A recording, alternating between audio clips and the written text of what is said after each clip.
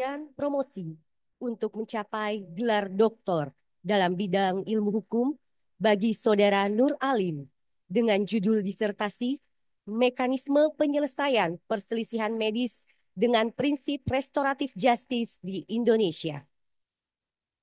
Rektor Universitas Hasanuddin. Dalam hal ini diwakili oleh Dekan Fakultas Hukum Universitas Hasanuddin, Bapak Profesor Dr. Hamzah Halim, SH.MH MAP, sebagai Ketua Sidang Terbuka Ujian Promosi Doktor. Ketua Sidang, promotor, kopromotor, dan tim penguji dipersilahkan untuk memasuki ruang ujian. Hadirin dimohon berdiri.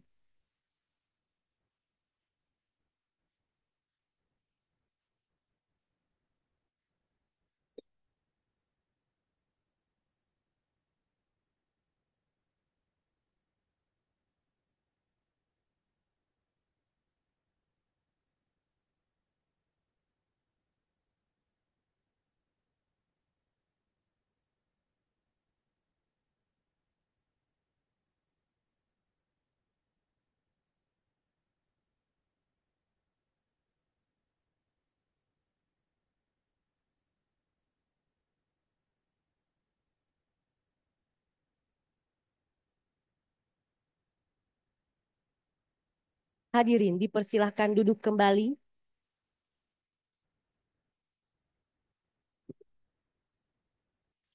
Ujian promosi ini adalah rangkaian dan tahapan-tahapan ujian yang telah dilalui Saudara Promovendus, di mana pada tanggal 28 November 2022 seminar proposal, pada tanggal 7 November 2024 seminar hasil penelitian, pada tanggal 24 Februari 2025 ujian disertasi, dan pada hari ini adalah ujian terakhir untuk mencapai gelar doktor dalam bidang ilmu hukum. Ujian promosi doktor Saudara Nur Alim dibuka oleh Ketua Sidang. Bismillahirrahmanirrahim. Assalamualaikum warahmatullahi wabarakatuh. Selamat siang dan salam sejahtera untuk kita semua. Om Swastiastu, Namo Buddhaya, salam kebajikan, rahayu. Sebelum saya membuka secara resmi sidang ujian promosi doktor pada hari ini, izinkan saya untuk menyampaikan beberapa hal. Yang pertama, bahwa sidang ujian promosi doktor dalam lingkup Universitas Hasanuddin diatur dengan peraturan rektor yang waktu alokasi waktu berjalannya sidang ujian promosi tidak boleh melebihi 120 menit, sehingga saya berharap segenap yang akan memanfaatkan waktu dapat memanfaatkan waktu secara efisien dan efektif, dan oleh peraturan rektor tersebut juga terhadap penilai eksternal dikecualikan. Yang kedua, bahwa sidang ujian promosi doktor adalah sidang ujian yang paling sakral dalam dunia akademik. Karena di dalam sidang ujian promosi doktor itulah seseorang mendapatkan gelar akademik tertinggi dalam bidang ilmu yang ditekuni. Sehingga saya sangat berharap segenap yang hadir mengikuti sidang ujian promosi ini dapat mengikuti secara tertib, sehingga dapat berlangsung secara hikmat dan sebagaimana yang kita harapkan bersama.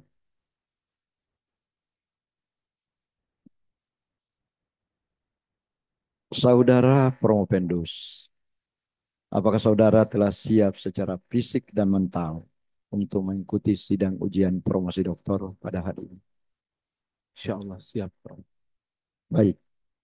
Atas nama Rektor, dengan ini sidang terbuka ujian promosi doktor Saudara Promopendus Nur Alim, saya nyatakan dibuka dengan ucapan Bismillahirrahmanirrahim.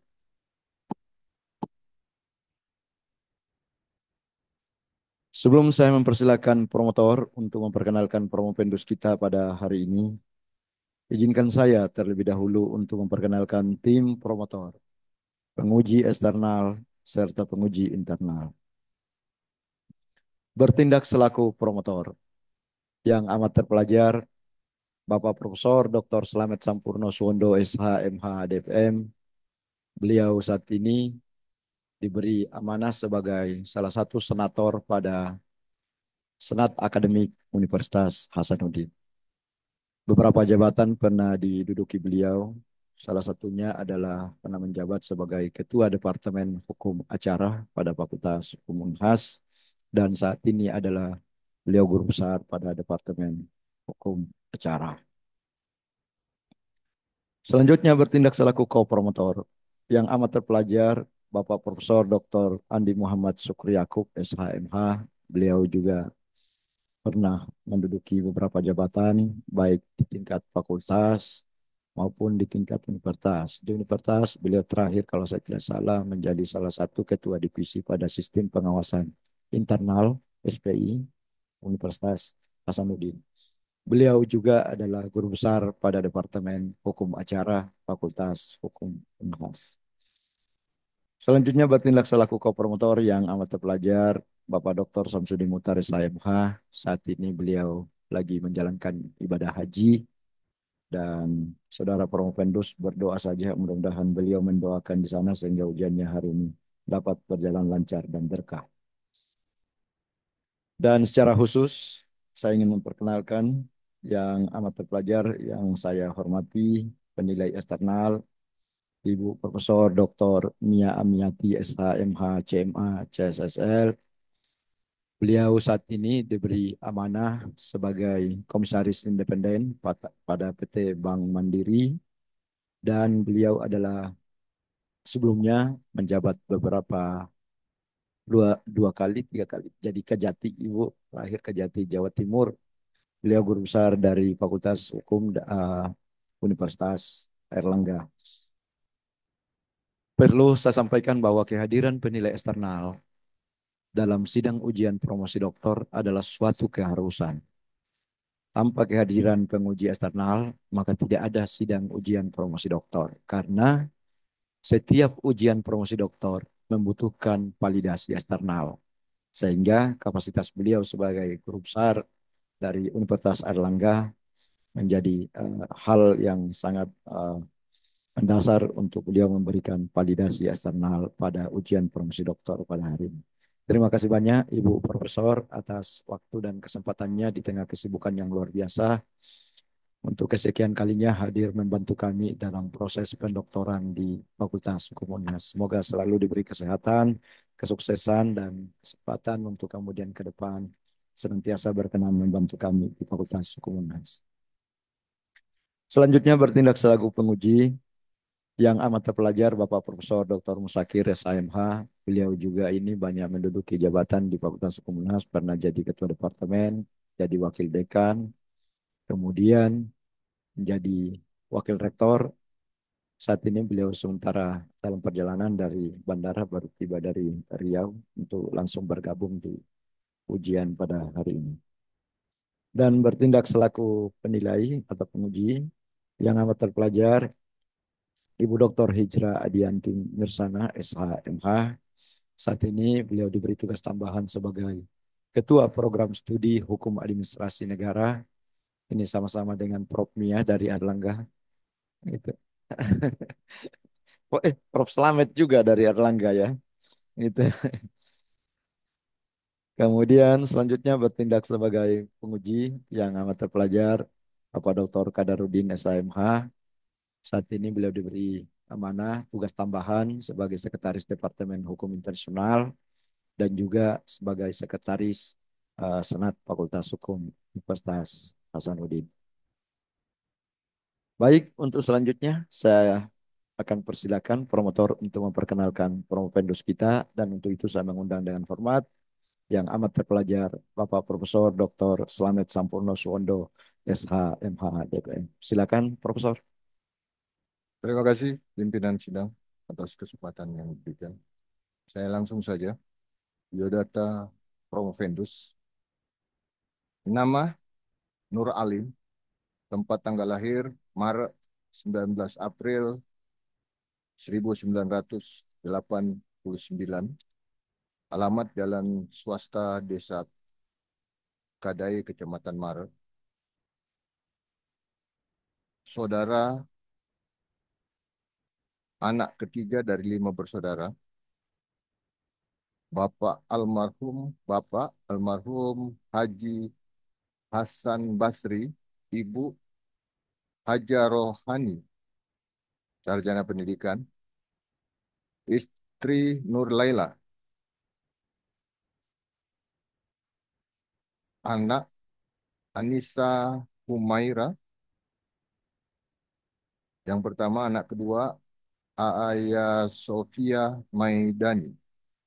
Pekerjaan Komisioner Bawaslu Kabupaten Bone, jabatan saat ini Koordinator Divisi Penanganan Pelanggaran. Riwayat pendidikan semua SD, SMP di Kabupaten Bone di Maret, S1 di 45, Universitas 45, dan S2-nya di Universitas SNB. Pengalaman kerja sudah ada berapa, di sini staf hukum rumah sakit Dendria Waru, dosen Universitas Sipat Okang Mambo, dan komisioner Bawaslu. Saya kira cukup, saya kembalikan ke Bu. Terima kasih yang amat terpelajar, promotor Bapak Profesor Dr. Slamet Sampurno Suwondo, SHMH DPM, yang telah memperkenalkan Promovendus kita pada hari ini.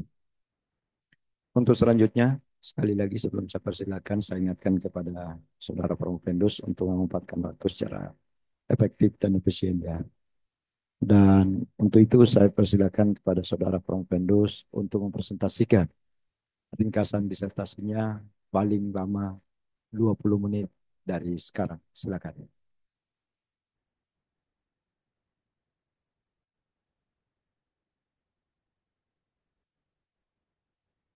Bismillahirrahmanirrahim. Assalamualaikum warahmatullahi wabarakatuh. Alhamdulillah, yang kami hormati Bapak yang amat terpelajar, Bapak Profesor Dr. Hamzah Halim SHMH MAP, selaku Ketua Sidang pada hari ini. Yang kami hormati yang amat sangat terpelajar, Bapak Profesor Dr. Slamet Sampurno SHMH DFM, yang amat terpelajar, yang kami hormati Bapak Profesor Dr. Andi Muhammad Syukri Akub SHMH, yang amat terpelajar Asosiat Profesor Dr. Syamsuddin Mukhtar SHMH, yang amat terpelajar, yang kami hormati Ibu Profesor Dr. Mia Amiwati SHMH CMAC SSC, yang amat terpelajar Bapak Profesor Dr. Musakir SHMH, yang kami hormati dan amat terpelajar Asosiat Profesor Dr. Ibu Hijrah Adianti Nursana SHMH, yang kami hormati dan amat terpelajar Asosiat Profesor Dr. Kadarudin SHMH. Izinkan kami memaparkan ringkasan disertasi kami yang berjudul Mekanisme Penyelesaian Perselisihan Medik, yang kami tulis mulai dari awal penulisan disertasi sampai dengan sidang promosi pada hari ini. Dasein daripada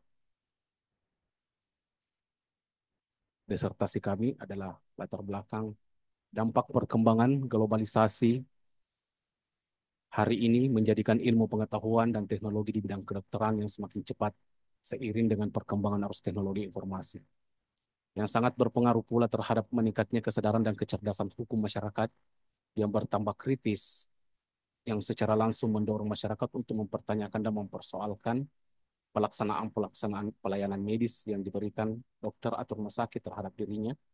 Perihal tersebut memungkinkan timbul konflik yang beberapa tahun terakhir kasus penuntutan terhadap dokter atas dugaan kelalaian medis yang tercatat meningkat dibanding tahun-tahun sebelumnya. Data dari Majelis Kehormatan Disiplin MKDKI yang sekarang berubah menjadi Majelis Disiplin Profesi dari tahun 2016 terdapat 39 kasus 2017 30 kasus, 2018 39 kasus, 2019 33 kasus, 2020 54 kasus, tahun 2021 43 kasus, tahun 2022 45 kasus, dan tahun 2023 68 kasus. Keseluruhan 454 pengaduan yang telah diselesaikan oleh Majelis Kehormatan Disiplin Kedokteran Indonesia per Juni tahun 2024 kemarin. Misalnya di Inggris dilaporkan bahwa setiap hari terjadi kesalahan medis. Di United Medical Protection di Australia melaporkan angka pengajuan klaim terbesar 11,8 per 1000 angka per tahun, sedangkan di Singapura angka ini mencapai 10,7 kasus per 1000 dokter pada tahun 2000.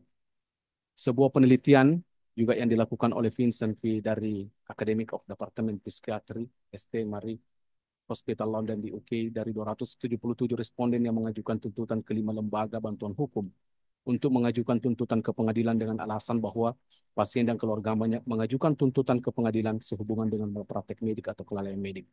Ternyata 70% di antaranya mengalami cedera serius yang menyebabkan timbulnya permasalahan jangka panjang terhadap pekerjaan daripada pasien, kehidupan sosial dan penderitaan yang mereka alami secara jangka panjang.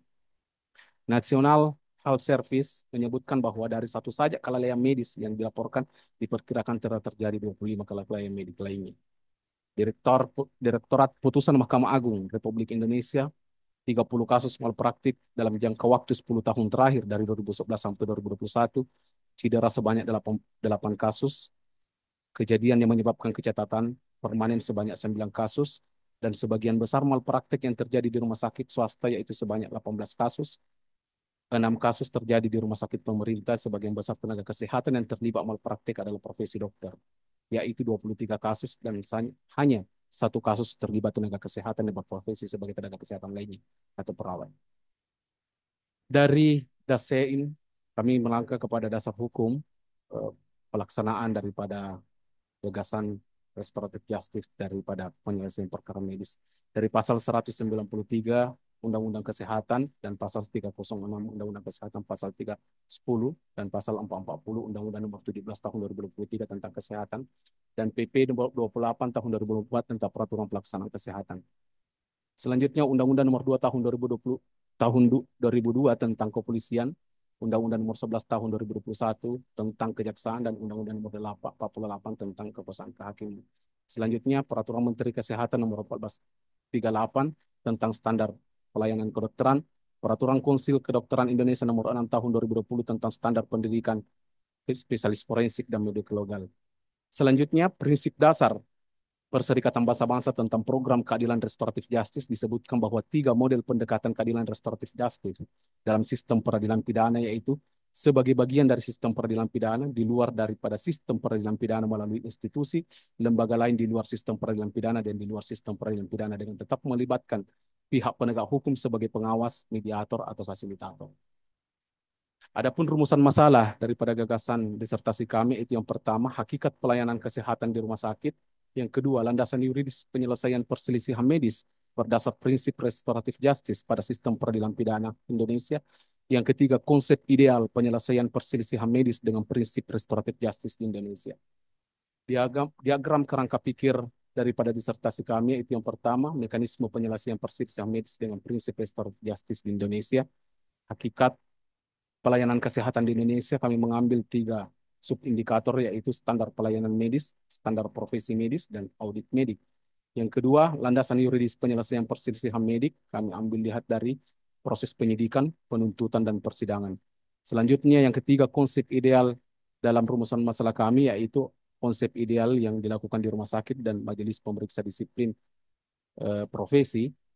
Selanjutnya, daripada kerangka pikir dilahirkan agar tidak terjadi perselisihan medik serta terwujudnya penyelesaian perselisihan medik dengan prinsip restoratif justice yang ideal di Indonesia. Jawaban daripada rumusan pasal pertama yaitu esensi hakikat pelayanan medis di rumah sakit. Yang pertama, bergesernya pemikiran dari Undang-Undang 36 tahun 2009 sekaitan dengan kesehatan ke Undang-Undang 17 tahun 2023 terkait dengan kesehatan. Sekarang proses pelayanan kesehatan itu bergeser dari 4 indikator. Yang pertama dulu preventif, promotif, rehabilitatif, dan kuratif yang dikenal dalam undang-undang lama. Sekarang bergeser dan menambahkan proses paliatif healthcare. Paliatif healthcare ini adalah bagaimana melakukan proses pelayanan kesehatan kepada pasien-pasien yang ada di rumah sakit yang menghadapi pasien terminal sekaitan dengan penyakit-penyakit yang berada pada tahap terminal. Proses inilah dalam pelayanan kesehatan di rumah sakit dilakukan dengan standar pelayanan medik yang merupakan standar pelayanan medik merupakan hukum yang mengikat para pihak yang berprofesi di bidang kesehatan, khususnya dokter, bertujuan untuk mengatur pelayanan kedokteran dengan melakukan tindakan medis, untuk mengukur pelayanan kesehatan dan sebagai bukti di pengadilan apabila timbul perselisihan medis. Selanjutnya, dalam proses pelayanan kesehatan, indikator kedua adalah standar profesi medis. Standar profesi medis ialah kewenangan atau kemampuan rata-rata dan ketelitian yang menjadi tonggak utama dalam konteks pelayanan medis dan keselamatan medis, dan juga sebagai alat mengukur benar atau tidaknya pelayanan kesehatan pada masyarakat, sekaligus sebagai alat untuk membuktikan dan menyimpan praktik kedokteran dalam proses rekam medik yang harusnya diberikan oleh pasien dalam pelayanan kedokteran. Yang ketiga, daripada subindikator itu adalah audit pelayanan kesehatan atau audit medik, merupakan upaya evaluasi secara profesional terhadap mutu pelayanan medis yang diberikan kepada pasien dengan menggunakan rekam medisnya yang dilaksanakan oleh profesi medik, meningkatkan mutu pelayanan medis serta memberikan keadilan dan kepastian hukum terhadap pasien melalui pembahasan kasus serta antara lain meliputi kasus kematian yang lebih dikenal dengan istilah death case atau kasus sulit, kasus langka, kasus kesakitan, kasus yang sedang dalam tuntutan pasien atau sedang dalam proses pengadilan dan lain sebagainya. Selanjutnya, esensi landasan yuridis penyelesaian perselisihan medis pada sistem peradilan pidana berdasar prinsip restoratif justice. Yang pertama dalam komponen kepolisian, kejaksaan, dan pengadilan, ada beberapa komponen yang kami lihat bahwa jaminan konstitusi bahwa ternyata dalam proses restoratif justice, dalam pelaksanaan di Indonesia itu sudah ada jaminan daripada landasan yuridisnya, karena di dalam 3 komponen kejaksaan, kepolisian, dan pengadilan itu sudah memberikan peraturan internal sekaitan dengan proses penyelesaian restoratif justice. Bahwa ternyata proses penyelesaian restoratif justice itu memang dikedepankan adalah bagaimana proses penyelesaian tindak pidana yang ultimum atau ultimum remedium tidak dikedepankan. Kebijakan legislasi terhadap kualifikasi tindak pidana kedokteran, keterbatasan subjek tindak pidana, karena dalam proses penyelesaian perselisihan medik, ya sebagai Undang-Undang Spesialis 17 nomor tahun 2023 sekaitan dengan kesehatan hanya ada 1 pasal yang sekaitan dengan tindak pidana kesehatan. Selanjutnya, tipologi penyelesaian tindak pidana kesehatan dengan prinsip restoratif justice di penegakan hukum. Pelaksanaan restoratif justice pada institusi kepolisian dapat dilakukan dengan merujuk ketentuan daripada pasal 18 dan 19 Undang-Undang Nomor 2 tahun 2002 tentang kepolisian dan Nota Kesepakatan Kepolisian Republik Indonesia nomor 39 tanggal 17 Oktober tentang pelaksanaan penerapan restoratif justice tindak pidana ringan dan keadilan restoratif. Yang kedua, penyelesaian tindak pidana kelalaian medik dengan pendekatan restoratif justice pada institusi penegakan hukum. Dalam hal ini kejaksaan terdapat pada pasal 3C dan D bahwa turut serta dan aktif penanganan perkara tindak pidana yang melibatkan saksi dan korban serta proses rehabilitasi, restitusi, dan kompensasi, serta melakukan mediasi, melakukan sita eksekusi untuk pembayaran pidana denda dan pidana pengganti restitusi. Selanjutnya, dalam Undang-Undang Nomor 48 Tahun 2009 tentang kekuasaan kehakiman, pasal 5 ayat 1 kembali dengan tegas menyebutkan bahwa hakim wajib menggali nilai-nilai yang hidup dalam masyarakat, the living law dan local wisdom. Peraturan Mahkamah Agung Republik Indonesia Perma Nomor 1 Tahun 2008 tentang prosedur mediasi di pengadilan dan pedoman kebijakan yang dikeluarkan Mahkamah Agung Republik Indonesia tentang penerapan restoratif justice, yaitu yang terbaru melalui keputusan Direktur Badan Jenderal Peradilan Umum. Selanjutnya, konsep ideal penyelesaian perselisihan medis, yaitu ada substansi norma yang kami lihat bahwa aturan undang-undang kesehatan tidak sesuai dengan perkembangan penyelesaian perselisihan medis saat ini dengan jumlah tenaga kesehatan dan tenaga kesehatan telah tumbuh dengan pesat. Walaupun undang-undang kesehatan itu terbaru, tapi kami melihat bahwa dalam proses penyelesaian sengketa medis itu hak pasien untuk melapor ke penegakan hukum yang sebelumnya ada sekarang sudah dicabut. Era modernisasi berbasis teknologi informasi mengharuskan regulasi undang-undang kesehatan beserta turunannya memiliki norma baru. Undang-undang kesehatan tidak secara konsisten mengatur masalah siapa yang dapat dituntut dalam hak delik yang dilakukan tenaga kesehatan atau korporasi rumah sakit dalam hal terjadinya kelalaian medik. Selanjutnya dalam substansi aplikasi restoratif yang bersumber dari kearifan lokal yang dijunjung dalam proses mufakat ini merupakan upaya mencari penyelesaian berdasarkan pemahaman kepentingan kedua belah pihak. Restoratif digunakan sebagai bentuk utama dalam penyelesaian perselisihan medik karena dengan pendekatan restoratif justice lebih mudah, murah, cepat, dan sifatnya tidak menimbulkan permusuhan yang panjang karena tidak ada yang dikalahkan. Pendekatan restoratif justice membutuhkan waktu lebih sedikit daripada melalui jalur hukum yang umum.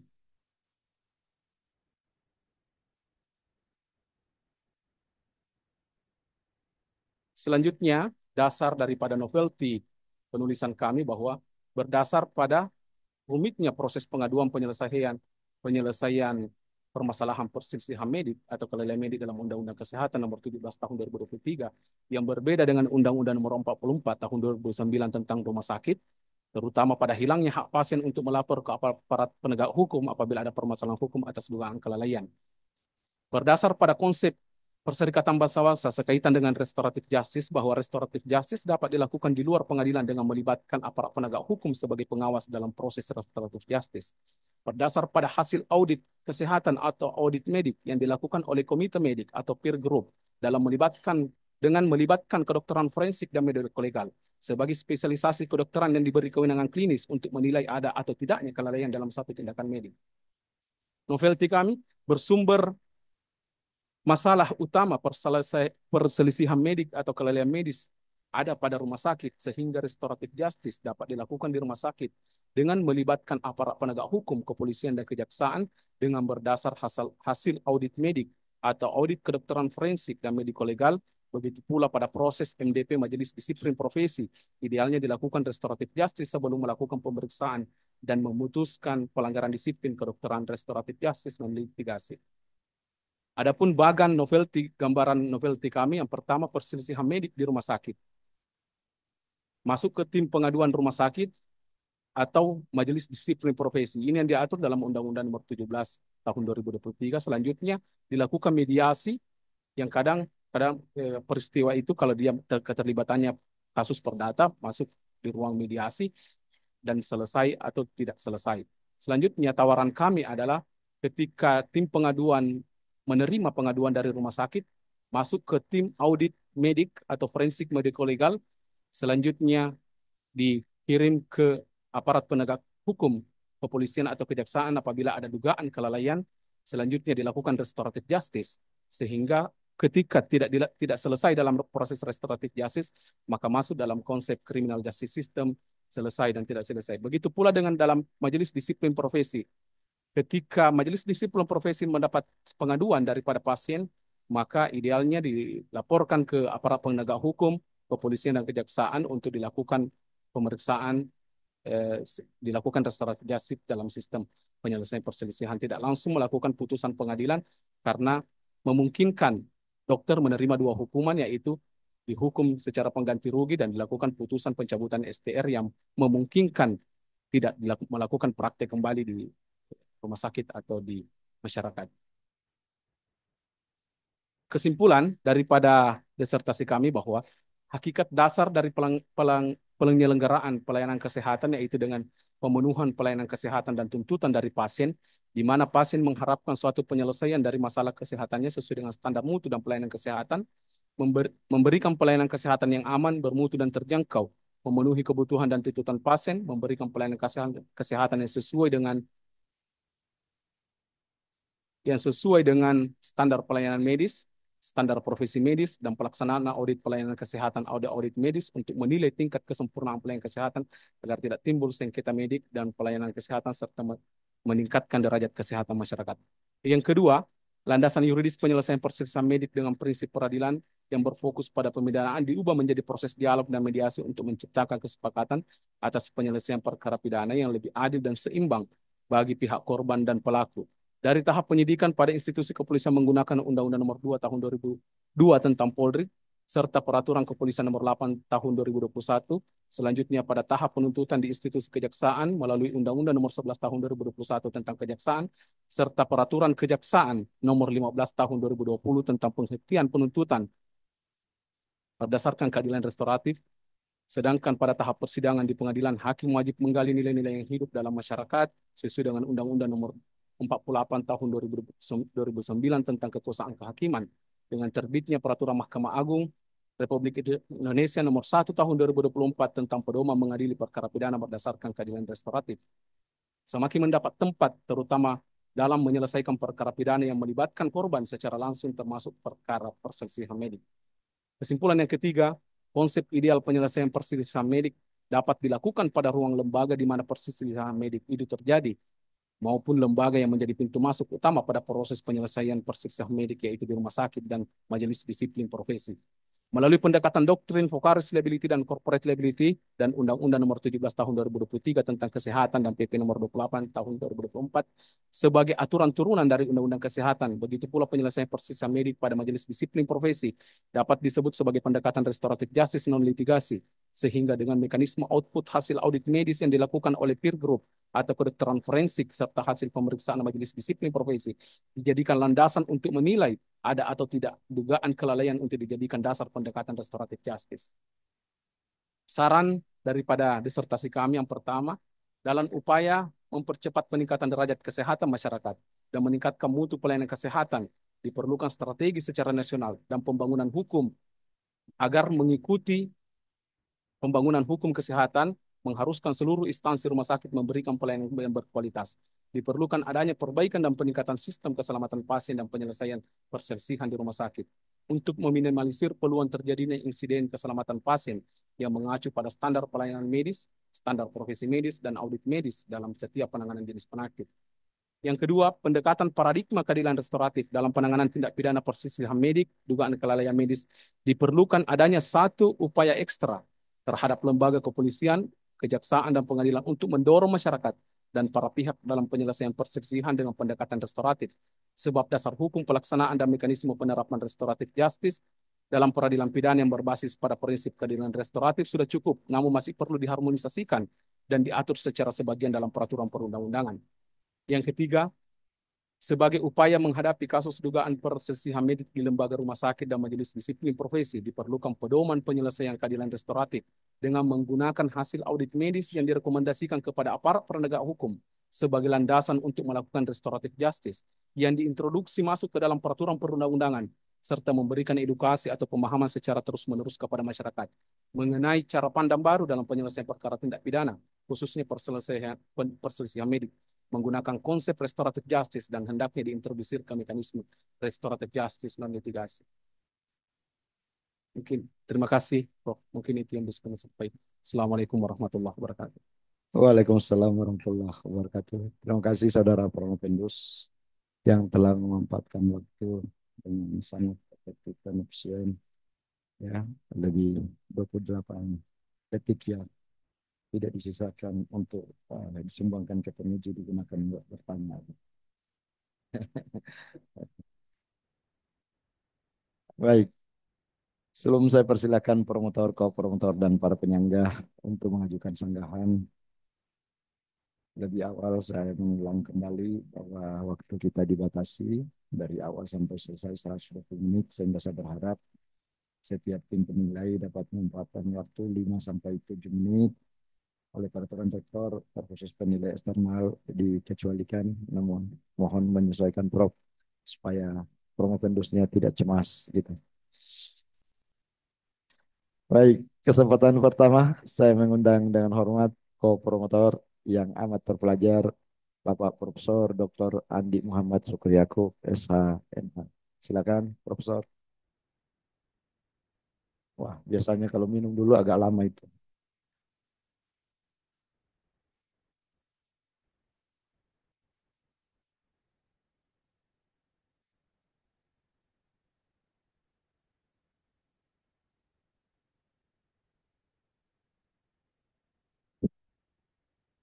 Assalamualaikum warahmatullahi wabarakatuh. Waalaikumsalam. Bismillah. Saya mendahulukan Assalamualaikum daripada Bismillah karena pernah saya ditegur oleh kepala DPM Profesor dapat ini dibilang saya dapat hadisnya itu Assalamualaikum dulu baru Bismillah. Jadi saya ikuti itu karena profesor dalam agama ini saya yakin bahwa dia benar. Bapak pimpinan sidang yang saya hormati, Bapak Profesor Dr. Musa Halim, Ibu Profesor Dr. ada nama tadi. Kemudian eksternal Profesor Dr. Mia Amia SHMH. Terima kasih atas kedatangan itu. Kemudian itu kita langsung. Kemudian penguji promotor Ayarudin, pasang tidak usah diucapkan yang ada di melaksanakan ibadah haji di Mekah biarlah konsentrasi di sana dengan dengan ibadah haji karena mesti konsentrasi sama ibadah. Dan kita kiblat hari ini adalah disertasi dia kiblatnya Tuhan saat. Ya, sebenarnya Pak Halim ini sudah saya diskusi ya. Nama saudara ini sudah banyak kali saya kemukan dalam Quran sudah apa sih alimul ghaibi wasakaya mengetahui yang gaib dan yang nyata. Tuhan maksudnya di situ. Ada dua pertanyaan saya tapi karena pembatasan sampai kalau Pak Dekan sebagai wujud daripada pembatasan saya kurangi pertanyaan saya dua menjadi satu. Ya. Harus dibedakan yang mana pelanggaran kita criminal offense dan yang mana pelanggaran pada itu. Saya tidak ke situ. Yang saya sampaikan kepada saudara pertanyaan mengenai mekanisme penyelesaiannya berdasarkan restoratif justice. Pada umumnya karena saya ini pengalaman menjadi saksi ahli dalam perkara peradilannya criminal offense ya, itu biasanya restoratif justice ditempuh setelah ada penetapan status tersangka. Karena tersangka itu diduga sebagai pelaku tindak pidana. Ada korban. Korban dan pelaku ini supaya tidak sampai di pengadilan kasusnya juga kerdil, tidak banyak kerugian didamaikanlah. Ya, nah, itu. Sesudah adanya penetapan tersangka. Nah, sekarang menjadi pertanyaan kalau itu merupakan medical dispute ya, perselisihan medik di rumah sakit ya, di rumah sakit. Ini kan belum ada pelakunya ya, hanya berdasarkan audit kesehatan ya. Nah, bagaimana bisa? Bagaimana pendapat Anda mengenai penerapan ini yang tidak sama di kepolisian? Apakah memang restoratif justice itu adalah keharusan untuk apa namanya melakukan itu kalau sudah ada tersangkanya dengan melakukan diversi? Ya? Nah, silakan jawab. Terima kasih, Prof. Pendapat kami bahwa dalam proses penyelesaian perkara medis di rumah sakit itu tidak mengharuskan ada tersangka dulu, Prof. Tetapi dalam proses penyelesaian perselisihan medis itu di rumah sakit, ketika masuk di ruang pengaduan di rumah sakit, bisa saja dilakukan proses penyelesaian perselisihan lewat tim humas rumah sakit yang biasa dikenal sebagai mediasi penal dalam proses penyelesaian itu dan memungkinkan banyak perkara yang terjadi di rumah sakit itu selesai, Prof. Dan itu juga kami sebut sebagai restoratif justice.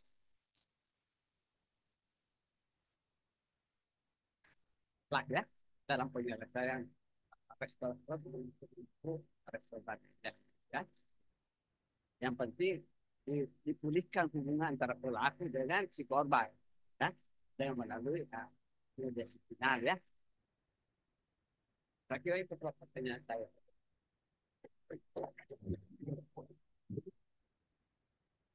Ya, baik.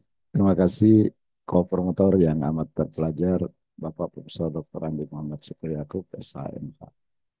Sebenarnya bukan pembatasan waktu dari saya yang membatasi pertanyaan beliau.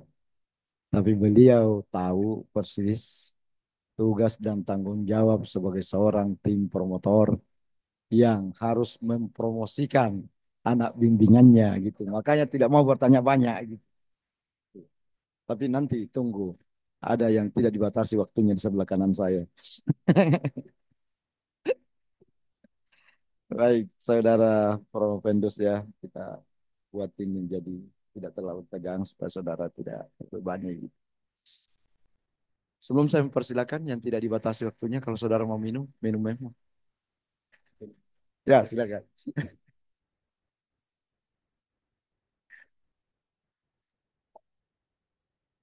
Soalnya sudah dikasih contoh tadi sama promotor, tim promotornya, jadi kerjakan sesuai dengan contoh. Terima kasih, Prof. Baik, untuk selanjutnya saya mengundang penilai eksternal yang amat terpelajar, Bapak Ibu Profesor Dr. Mia Amyati, SHMH, MCMA, CSSI. Silakan Ibu Profesor. Terima kasih pimpinan sidang. Kepada Promovendus, pertama-tama tentu kami sangat mengapresiasi bagaimana Promovendus sudah punya keberanian yang sangat luar biasa dengan membahas mekanisme penyelesaian perselisihan medis dengan prinsip restoratif justice Indonesia yang di luar dari tupoksi saudara dan lingkup pekerjaan tentunya.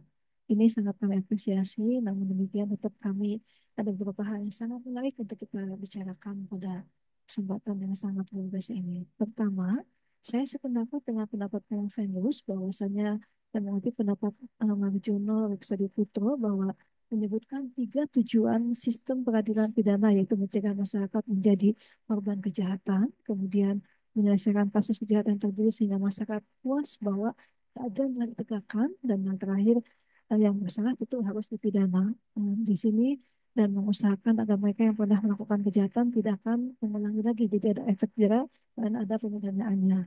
Nah, bagaimana pendapat saudara terhadap penerapan restoratif justice dalam hal eh, adanya peristiwa malapraktik oleh tenaga medis? Karena kalau kita tahu bahwasanya ada majelis kehormatan etik kedokteran yang menimbulkan kondisi masyarakat kadang merasa sangat sulit untuk menyelesaikannya jika terjadi perselisihan sampai medis tersebut, karena di sini ada dugaan malpraktik tapi tetap harus menunggu dari hasil kode etik dari majelis kehormatan kode etik kedokteran tersebut. Untuk padahal kita tahu bahwa fungsi pengadilan adalah tujuannya untuk mengakomodir tujuan hukum, pemanfaatan hukum, kepastian hukum, dan sebagai persyaratan mutlak dalam sebuah negara yang berdasarkan pada atas hukum, bahwa kita tahu salah satu ciri negara hukum adalah adanya peradilan yang bebas, mandiri, kemudian netral, tidak memiliki sesuatu yang keberpihakan, ada kompetensinya, transparan, akuntabel, dan berwibawa yang mampu menegakkan di bawah hukum itu sendiri. Nah, itu bagaimana menurut pandangan saudara ketika ini? Pertanyaan kedua, saya ingin dapat penjelasan apa yang saudara Prof. maksudkan terkait dengan pendapat saudara di halaman 219 paragraf kedua. Di sini dituliskan bahwa dapat diperkirakan bahwa suatu kasus yang telah dimulai secara restoratif justice akan lebih mungkin untuk diteruskan dan berakhir dengan cara restoratif justice ketimbang restoratif tersebut dimunculkan di tengah, yaitu ketika perkara ditangani kejaksaan atau di akhir ketika proses peradilan, maksudnya diputus oleh pengadilan. Kita semua tahu persis bahwa satu-satunya pemegang ajas dan justice adalah jaksa atau kejaksaan, di mana proses dengan adanya ajas tersebut, maka jaksa punya kewenangan apakah suatu perkara layak diteruskan atau tidak ke pengadilan dengan dilakukan upaya penghentian penuntutan dengan menerapkan keadilan restoratif. Jadi di tangan jaksa yang mutlak punya kewenangan, termasuk ketika berhadapan dengan perkara jika terjadi perselisihan medis tersebut, ada dugaan malpraktek atau kelainan medis. Mohon penjelasannya itu. Terima kasih, Prof. Izin menjawab. Pertanyaan pertama sekaitan dengan pendapat kami bahwa bagaimana pendapat kami terkait malpraktik dilakukan dengan prinsip restoratif justice.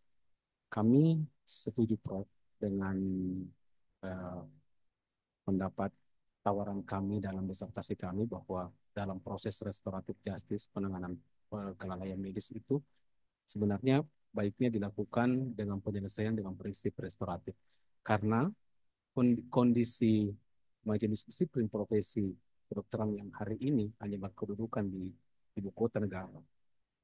Sulitnya masyarakat mengakses proses perselisihan medis sehingga pemikiran restoratif justice yang sejalan dengan nilai-nilai luhur masyarakat Indonesia yang memandang kejahatan merupakan sebuah pelanggaran terhadap manusia, bukan terhadap negara. Sehingga keadilan yang diharapkan dalam sebuah proses penyelesaian kelalaian medis dengan mengusung konsep keadilan restoratif, yaitu pemulihan, beda dengan keadilan yang dalam criminal justice system, peradilan yang dianut sekarang, keadilan retributif yang mengedepankan kesalahan dan separasi maupun pengasihan terhadap pelaku. Sebagaimana paradigma peradilan yang dianut di Indonesia hari ini. Prinsip peradilan dalam negara hukum memberikan kerangka kerja yang jelas bagi para penegak hukum, sehingga pendekatan yang kami tawarkan lebih komprehensif dalam menangani kasus pidana. Berfungsi secara komplementer untuk mencapai sebenarnya keadilan yang lebih luas dan berkelanjutan di masyarakat. Oleh karena itu, kejaksaan dengan kepolisian, kami dalam tawaran disertasi kami, dalam novelty kami, bahwa memang idealnya dia hadir dalam proses penyelesaian perselisihan medik dengan prinsip restoratif justice. Rumah sakit tidak boleh jalan sendiri, Prof, dalam proses penyelesaian perkaranya. Karena kejaksaan dengan kepolisian sebagai representase daripada penegakan hukum dan sebagai kedudukan negara hukum juga melaksanakan wibawa hukum sebagaimana fungsi hukum untuk memberikan pemanfaatan keadilan dan kepastian hukum dalam proses penegakan hukum. Terima kasih, Prof. Pendapat kami yang kedua, jawaban kami yang kedua, sekaitan dengan dalam tulisan kami dalam halaman 219, restoratif justice lebih mungkin bisa selesai di akhir ketika dilakukan restoratif justice dari awal, Prof. Karena sejalan dengan konsep gagasan kami yang berdasar pada model yang digagas oleh Perserikatan Bangsa-Bangsa sekaitan dengan restoratif justice, salah satunya adalah pelibatan aparat hukum sebagai fasilitator dan pengawas dalam perkara kelalaian medis, sehingga kami menawarkan dalam konsep tersebut, tim audit medis menemukan ada kelalaian yang tata laksana kedokteran, maka proses restoratif justice di awal sudah harus melibatkan aparat penegak hukum.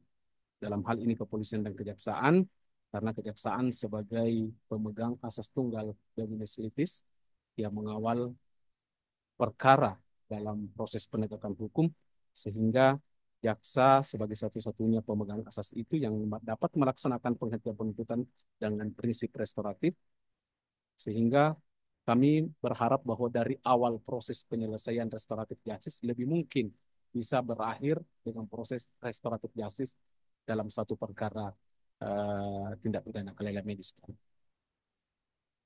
Ini agak berbeda dengan pendapat dari promotor sendiri, Profesor Syukri Nuril tadi berpendapat bahwa ketika seseorang jadi tersangka, kami tentu akan bisa menyatakan bahwa bisa diterapkan dan institusi dengan melaksanakan kegiatan pendapat untuk bisa diterapkan RJ. Jadi ada pedoman-pedoman harus kami pedomani di kejaksaan sendiri, ada peraturan jaksa nomor 15 dan 20 bahwa ketika kita sudah melakukan profiling terhadap pelaku tindak pidana, ada 4 syarat mutlak yang harus dipenuhi untuk bisa melaksanakan RJ. Pertama, tersangka bukan seorang residivis. Ya. Kemudian yang kedua, ancaman pidananya tidak lebih dari 5 tahun. Ketiga, hak-hak korban dipulihkan. Dan keempat, masyarakat merespon positif. Nah, beliau menyatakan memang seperti itu faktanya. Jadi kami secara formil sudah menerima berkas perkara dan menyatakan secara formil terpenuhi unsur-unsur pidana dan secara material ada pelaku perbuatan tindak pidana. Ada perbuatan yang jelas-jelas melawan unsur formil dan diterapkan dalam aturan hukumnya. Jadi artinya bahwa tadi tidak bisa dinyatakan harus dari awal di-RJ-kan, tapi tetap proses hukum berjalan. Kemudian kita melakukan upaya dan melakukan upaya terhadap pelaku tindak pidana, lalu kita nyatakan mengenai syarat RJ tersebut. Itu saya sedikit meluruskan karena kami juga menemani beliau menjadi promotor dari saudara Anjanus. Mohon izin, Wolf, ini ada tambahan sedikit. Nah, kita tahu bahwa kesepuan hanya milik Allah, Tuhan yang Maha Kuasa. Saya melihat kebutuhan membaca dari disertasi saudara, ada beberapa penulisan kata yang berulang-ulang yang mungkin kalian mengerti. Contohnya yang paling gampang di halaman 6, tertulis dalam kalimat pada awal Januari dan seterusnya, sangkatan medis di kepolisian. Jadi medisnya 2 kali, itu cukup sekali. Di halaman 11, yang dimaksud dengan standar pelayanan adalah diulang-ulang 2 kali. Jadi mungkin bisa jadi catatan untuk bisa diperbaiki atau dihilangkan karena hanya sedikit menghilangkan yang tidak perlu. Nah, kemudian satu lagi yang perlu mohon izin Bapak Pimpinan Sidang, ada yang perlu saya luruskan. Nah, di sini di halaman 13 paragraf kedua, Saudara Novelis menuliskan titik-titik sehingga aparat hukum kadang menolak perkara dengan alasan tidak cukup bukti. Ini sangat sensitif banget ini. Bisa menimbulkan multitafsir yang luar biasa. Di sini perlu saya luruskan bahwa aparat penegak hukum ini dalam hal penanganan perkara tidak pidana umum eh, mulai dari kepolisian, kemudian dilimpahkan kepada kejaksaan maupun dilimpahkan pada pengadilan ketika perkara sudah dinyatakan memenuhi syarat secara formal materi dinyatakan P21 teman kepada kejaksaan, itu tidak ada penolakan sama sekali, tidak boleh ada penolakan. Ketika masa menjadi korban suatu peristiwa pidana, nah, dia dapat bertindak sebagai pelapor melaporkan masalah tersebut pada penyidik. Kemudian penyidik tentu setelah melihat melakukan penyidikan ada unsur terpenuhi indikasi dugaan tindak pidana, kemudian menerbitkan SPDP dikirim ke kejaksaan. Tugas kami selaku jaksa tentu meneliti berkas perkara. Apakah semua peristiwa pidana yang dicantumkan dalam berkas perkara sudah memenuhi syarat formil maupun materi sehingga kami bisa menyatakan untuk di P21 dinyatakan berkas perkara lengkap dan dilimpahkan kemudian untuk disidangkan. Nah, ketika kami berpendapat bahwa um, tidak terpenuhi unsur formal materi, maka kami akan kembalikan dengan memberikan petunjuk pada penyidik. Dan itu nanti ketanggung jawab penyidik bagaimana menyelesaikannya, apakah akan penuhi petunjuk jaksa atau dia akan menghentikannya. Jadi artinya ada proses yang berlangsung, tidak pernah ada boleh penolakan, termasuk halnya ketika masuk ke pengadilan, di mana di situ disebutkan bahwa di dalam ketentuan Undang-Undang 48 tahun 2009 tentang kekuasaan kehakiman, pasal 10 menyatakan bahwa pengadilan dilarang menolak untuk memeriksa dan mengadili atau memutus suatu perkara yang diajukan dengan dalih bahwa hukum tidak ada ataupun jelas, melainkan wajib untuk memeriksa dan mengadilinya. Jadi, saya luruskan itu jangan sampai multitafsir bagi yang membaca disertasi saudara yang sudah sangat bagus. Terima kasih. Sekian, itu. Baik, terima kasih penilai eksternal yang amat terpelajar Ibu Profesor Dr. Mia Amiati, SHMH, CMA, CSSR. Banyak hal yang substansial yang disampaikan beliau dan terakhir itu tadi saya kira memang itu penting menjadi perhatian ya karena sedikit sangat sensitif itu.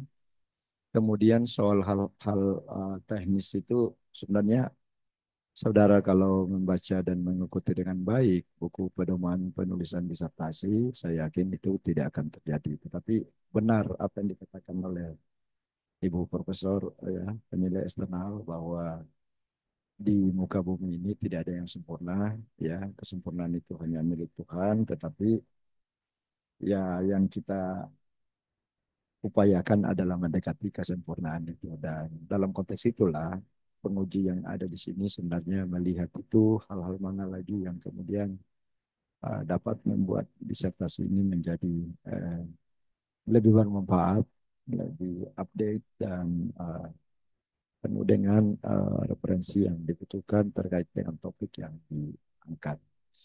Sekali lagi terima kasih Ibu Profesor ya. Saya tadi apa namanya berpikir saya lihat-lihat ada 7 pertanyaan, tapi ternyata didiskon cuma jadi 3 gitu. Saya tidak tahu apa doanya Pak Nur Alim tadi malam ini. Oke. Baik, kesempatan selanjutnya saya mengundang dengan hormat tim penilai yang amat terpelajar, Ibu Dr. Hijrah Adianti Mirsana, SHMH. Silakan. Baik, terima kasih. Yang terhormat Profesor Dr. Hamzah Halim SHMH MAP selaku Ketua Sidang sekaligus tim penilai. Yang terhormat Profesor Dr. Slamet Sampurno Suwondo SHMH DFM, Profesor Dr. M. Sukri Akub SHMH, Dr. Samsudin Muhtar SHMH sebagai tim promotor. Yang terhormat Profesor Dr. Mia Amiati SHMH CMA selaku penilai eksternal. Yang terhormat Profesor Dr. Musakir SHMH, Dr. Kadarudin SHMH CLA selaku tim penilai. Ya, izin Prof, karena ayahanda tadi hanya satu pertanyaan, maka tidak elok kalau anaknya lebih dari satu. Jadi saya juga cukup satu pertanyaan. Ya, Saudara Promovendus, pertanyaan saya adalah, ya, di dalam temuan disampaikan bahwa penyelesaian perselisihan medik yang dilakukan itu dilakukannya di rumah sakit. Yang pertama, kemudian menggunakan prinsip restoratif justice, dan kemudian yang ketiga dengan pendekatan doktrin vicarious liability dan hospital liability. Ya, jadi pertanyaannya, kenapa memilih pendekatan restoratif? Ya, kalau pergeseran pemidanaan itu kan mulai dari inkapasitasi, rehabilitatif, restoratif. Kenapa Promovendus memilih pendekatan restoratif justice? Dan kemudian spesifik lagi menggunakan doktrin vicarious dan hospital liability. Ya, silakan. Terima kasih, Prof. Kami memilih pendekatan restoratif justice karena melihat beberapa kondisi perkara di masyarakat sekaitan dengan kelalaian medik, bahwa sulitnya melakukan pembuktian terkait dengan perkara-perkara medis yang masuk dalam pengadilan. Sehingga kami berpikir bahwa perselisihan antara dokter rumah sakit dengan pasien ini sebenarnya bisa saja diselesaikan di dalam internal rumah sakit di mana perkara itu mulai muncul dengan beberapa tim seperti tim audit medik atau tim medico-legal forensik medik yang diberikan kewenangan oleh negara untuk menilai ada kelalaian, sebenarnya sudah bisa ditemukan bahwa miss pelayanan kedokteran itu sudah ditemukan bisa di mana. Bisa ditemukan bahwa kenapa terjadi misalnya kematian yang tiba-tiba tanpa terencana, misalnya tanpa ada hal-hal yang memungkinkan dalam tata laksana kedokteran itu, tiba-tiba misalnya ada pasien yang meninggal. Sebenarnya itu bisa saja ditemukan dalam proses audit medik di rumah sakit, sehingga kami melihat bahwa restoratif justice, pendekatan restoratif justice ini sangat bagus untuk memulihkan hubungan kedua belah pihak antara pasien dengan dokter dalam perkara-perkara kedokteran. Karena kami juga berpikir bahwa dengan doktrin dalam dunia kedokteran dikenal ada istilah doktrin the best father knows, itu bahwa tidak ada ayah yang mau membunuh anaknya, tidak ada dokter yang mau membunuh pasiennya. Makanya kelalaian-kelalaian yang terjadi itu sebenarnya adalah kelalaian yang kecil, tetapi berdampak pada hal-hal yang besar pada pasien, sehingga restoratif justice dapat memulihkan hubungan antara dokter dengan pasien. Itu, Prof. Baik, cukup. Terima kasih, Prof. Baik, terima kasih yang amat terpelajar Ibu Dr. Hijrah Adianti Mirsana, SHMH, yang telah menempatkan waktu dengan sangat efektif dan efisien ya. Untuk selanjutnya, saya mengundang dengan hormat yang amat terpelajar Bapak Dr. Kadarudin SHMH CLA. Silakan Pak Dr. Kadar. Ya, terima kasih. Yang saya hormati, yang amat terpelajar, Bapak Profesor Dr. Hamzah Halim SHMH MAP selaku pimpinan sidang dan tim penilai. Yang saya hormati Bapak Profesor Dr. Selamat Sampai Nusondo SHMH DSM dan Bapak Profesor Dr. M. Syukriakut SHMH selaku tim promotor. Yang saya hormati Ibu Profesor Dr. Mian Nabi SHMH DMA selaku tim penilai eksternal, dan Ibu Dr. Hijrah Adian Pembicaraan SHMH selaku tim penilai, dan saudara Promovendus Pak Nur Alim. Nah, tadi itu dari penanya-penanya sebelumnya sudah berbicara mengenai teknis. Saya agak filosofi sedikit karena ini kan disertasi ya. Jadi saya fokus di pembahasan pertama mengenai hakikat dan pembahasan ketiga mengenai konsep ideal. Nah, jadi tahun 384 sebelum Masehi itu ada perdebatan antara Plato sama Aristoteles terkait dalam bukunya Humanism Ethics dengan The Republic. Itu terkait dengan dua keadilan. Keadilan retributif untuk menjaga ketertiban dan memberikan efek jerah, dan yang kedua itu adalah restoratif demi mencapai keharmonisan dan keadilan sosial yang lebih.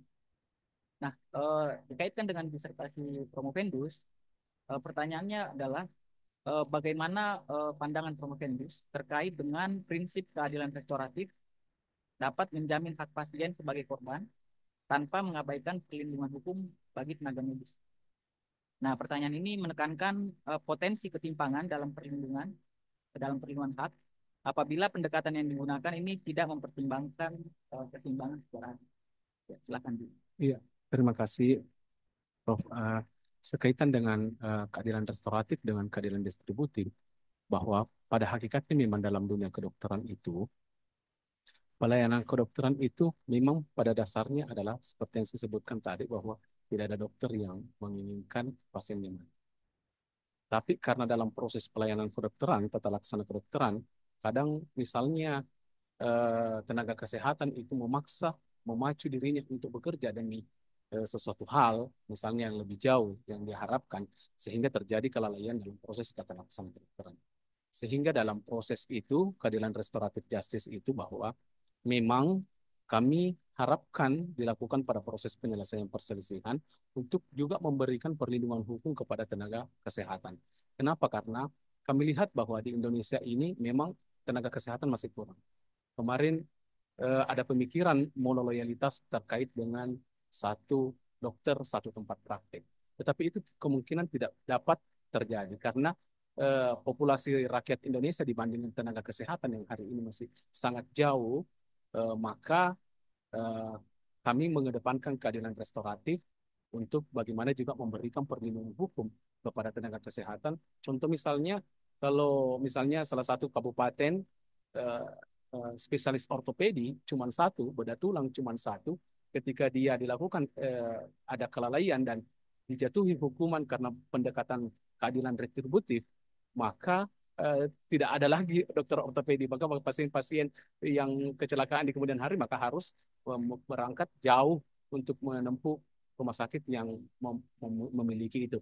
Maka keadilan restoratif ini kami kedepankan sebagai juga ketika ada pengganti terhadap sebuah kesalahan yang memang dia lakukan terhadap kelalaiannya, maka itu menjadi satu efek jera terhadap tenaga kesehatan yang tidak taat dalam proses tata laksana kedokteran atau praktek kedokteran klinik. Terima kasih.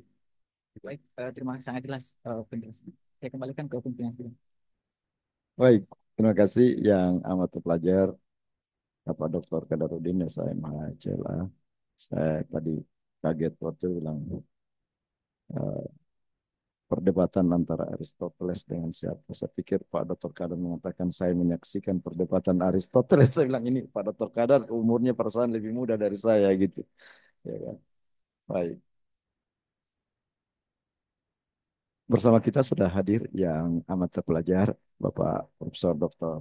Musakir Resa MH yang juga adalah penilai, dan kesempatan selanjutnya saya mengundang beliau ya yang amat terpelajar Bapak Profesor Dr. Musakir Resa MH. Silakan Profesor.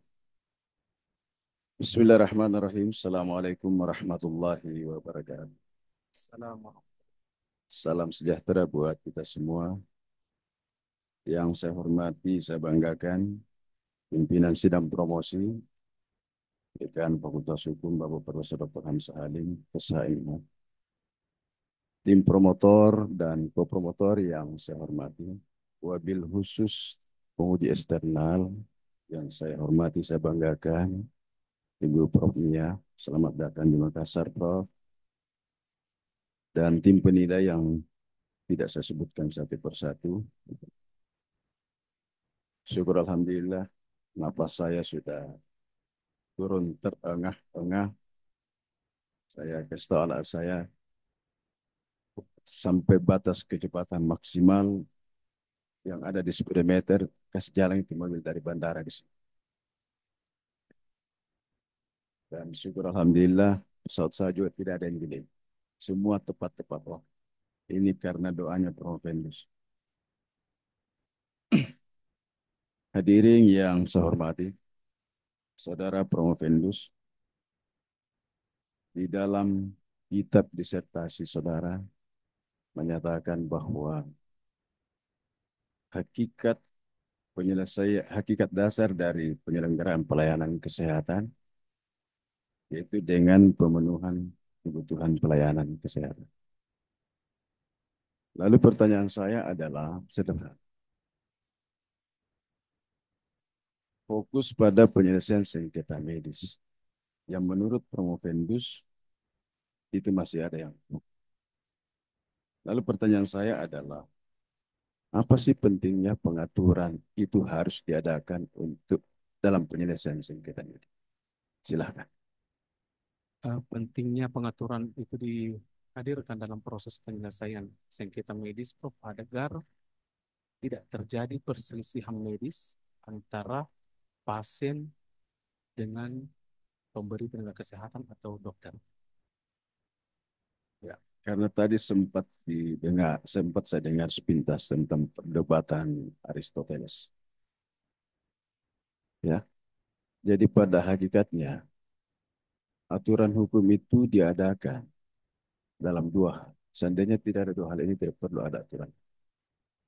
Yang pertama itu adalah untuk mencegah terjadinya konflik, dan yang kedua adalah untuk mengatasi konflik. Ya. Oleh karena itu tepat yang Provendus kemukakan di dalam novel yang kedua, bahwa penyelesaian sengketa medik itu membutuhkan payung hukum. Meskipun payung hukumnya saat ini yang terkait dengan restoratif justice itu sudah ada, akan tetapi masih bersifat parsial. Kepolisian dengan perkapnya, kejaksaan dengan kerjanya, kemudian Mahkamah Agung dengan pedoman umumnya.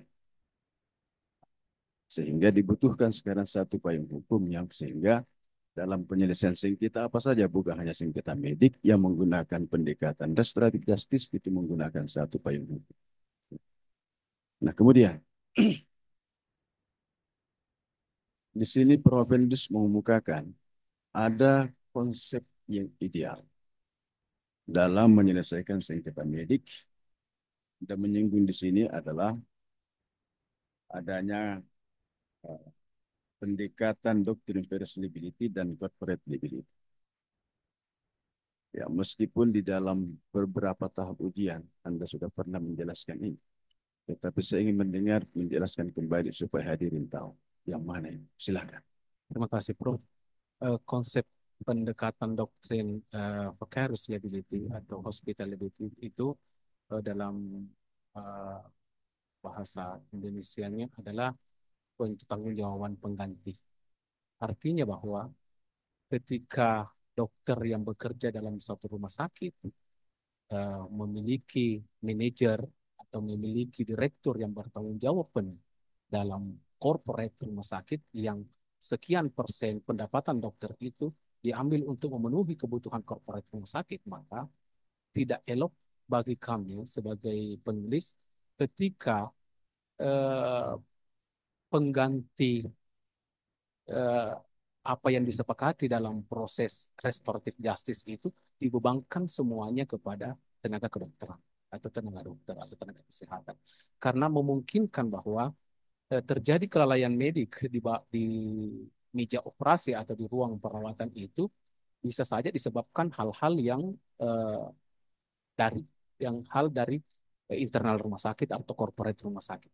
Misalnya sarana prasarana yang tidak pernah diurus atau yang tidak pernah dikalibrasi oleh uh, tim sarana di rumah sakit itu tetap digunakan oleh teman-teman dokter di bawah untuk menolong pasiennya. Tapi hal itu memungkinkan terjadi kelalaian medik. Misalnya alat mengukur tekanan darah atau tensi. Tidak pernah dikalibrasi, tidak pernah diperbaiki, tidak pernah diurus bahwa apakah ini masih bagus atau tidak.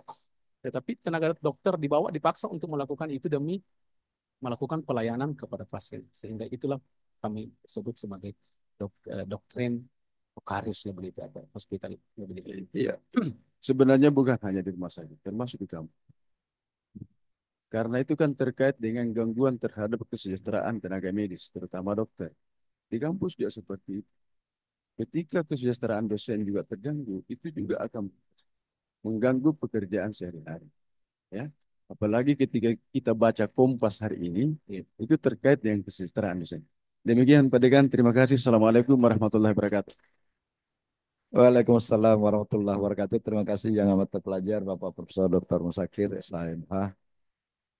Jadi benar tadi bahwa di kampus juga perlu. Makanya beliau pertanyaannya tidak panjang-panjang karena di kampus ini banyak pendapat tapi sedikit pendapatan.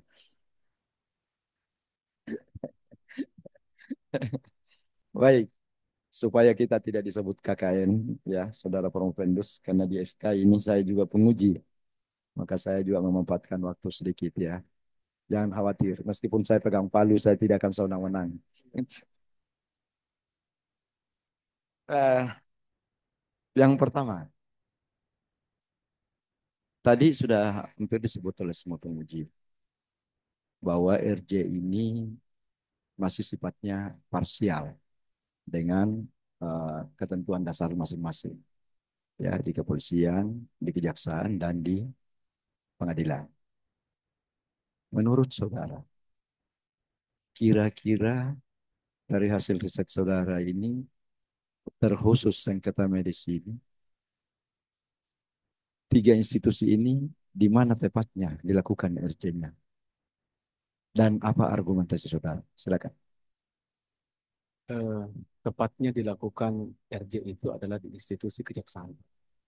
Argumentasinya? Karena sebagai pemegang asas Dominatus Litis itu, bahwa yang mengawal proses penuntutan dan perkara dalam proses penegakan hukum itu ada pada kejaksaan.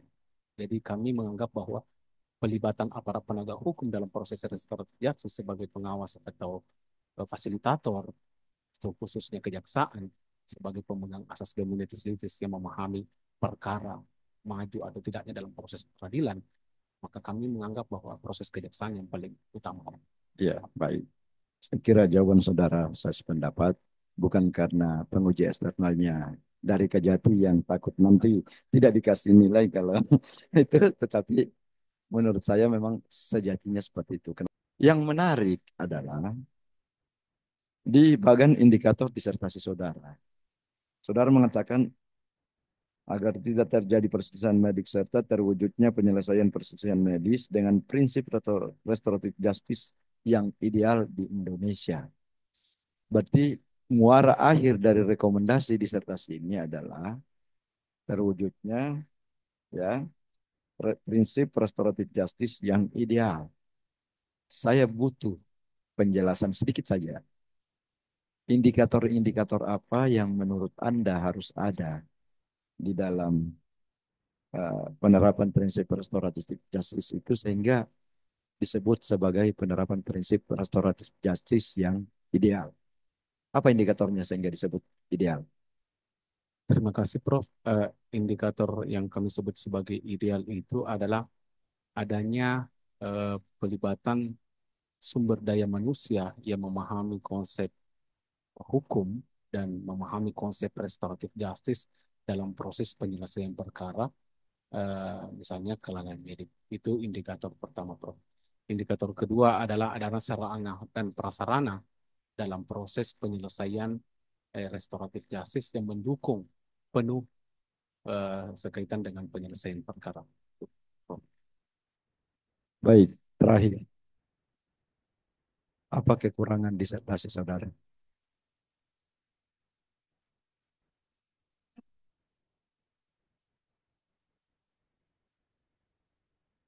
Pengetikan, Prof. Beberapa, Ya, ada yang beberapa salah pengetikan. beberapa salah pengetikan. Nah, saudara tahu kan, mestinya diperbaiki sebelum itu. Supaya tidak ada kekurangannya gitu. Ya kan? Ini hanya menguji. Pertanyaan yang terakhir itu adalah pertanyaan menguji kebijaksanaan. Tadi di awal sebelumnya penguji eksternal yang mengatakan tidak ada yang sempurna di muka bumi. Ya kan? Jadi saya cuma mau Anda mengatakan bahwa pasti ada kekurangannya. Ya kan? Jangan sebut, kalau sebut Anda tahu kenapa saudara tidak perbaiki kan gitu. Baik, saya, saya kira itu dan tiba giliran promotor untuk merespon semua proses dialektika antara saudara Profendus dengan tim penilai. Untuk itu saya mengundang promotor yang amat terpelajar, Bapak Profesor Dr. Slamet Sampurno Suwondo, SHMH DPM. Silakan Profesor. Baik, terima kasih atas kesempatan yang diberikan kepada saya oleh pimpinan sidang, Bapak Profesor Dr. Hamzah Halim, Sarjana Hukum dari Surabaya. Dan beliau juga selaku Dekan Fakultas Hukum Universitas. Pertama-tama, Assalamualaikum warahmatullahi wabarakatuh. Saya mengutip tadi uh, hadis dari Prof. Sukri, co-promotor. Bismillahirrahmanirrahim. Baik, pertama yang saya hormati para tim promotor yang sama-sama kita bekerja sama menyelesaikan tugas kita memimpin Saudara Promovendus Nur Alim dan tim penguji yang hadir pada hari ini dan terkhusus penguji eksternal Ibu Profesor Dr. Mia Amiati, sarjana hukum yang jauh-jauh dari Pulau Jawa datang ke Makassar menyempatkan hadir luar biasa. Saudara harus bersyukur karena beliau sangat sibuk ya dengan tugas-tugas yang ada di sana. Baik, saya langsung. Pertama, saya appreciate mengapresiasikan mengapresiasi kepada saudara Promovendus ya atas jawaban-jawaban yang saudara sampaikan kepada para penanya yang saya kira sangat jeli saudara menjawab. Saya sebagai promotor kagum kepada saudara penguasaan saudara, mungkin berkat eh, konsultasi yang tidak henti-hentinya dengan kopromotor yang di sebelah kiri saya.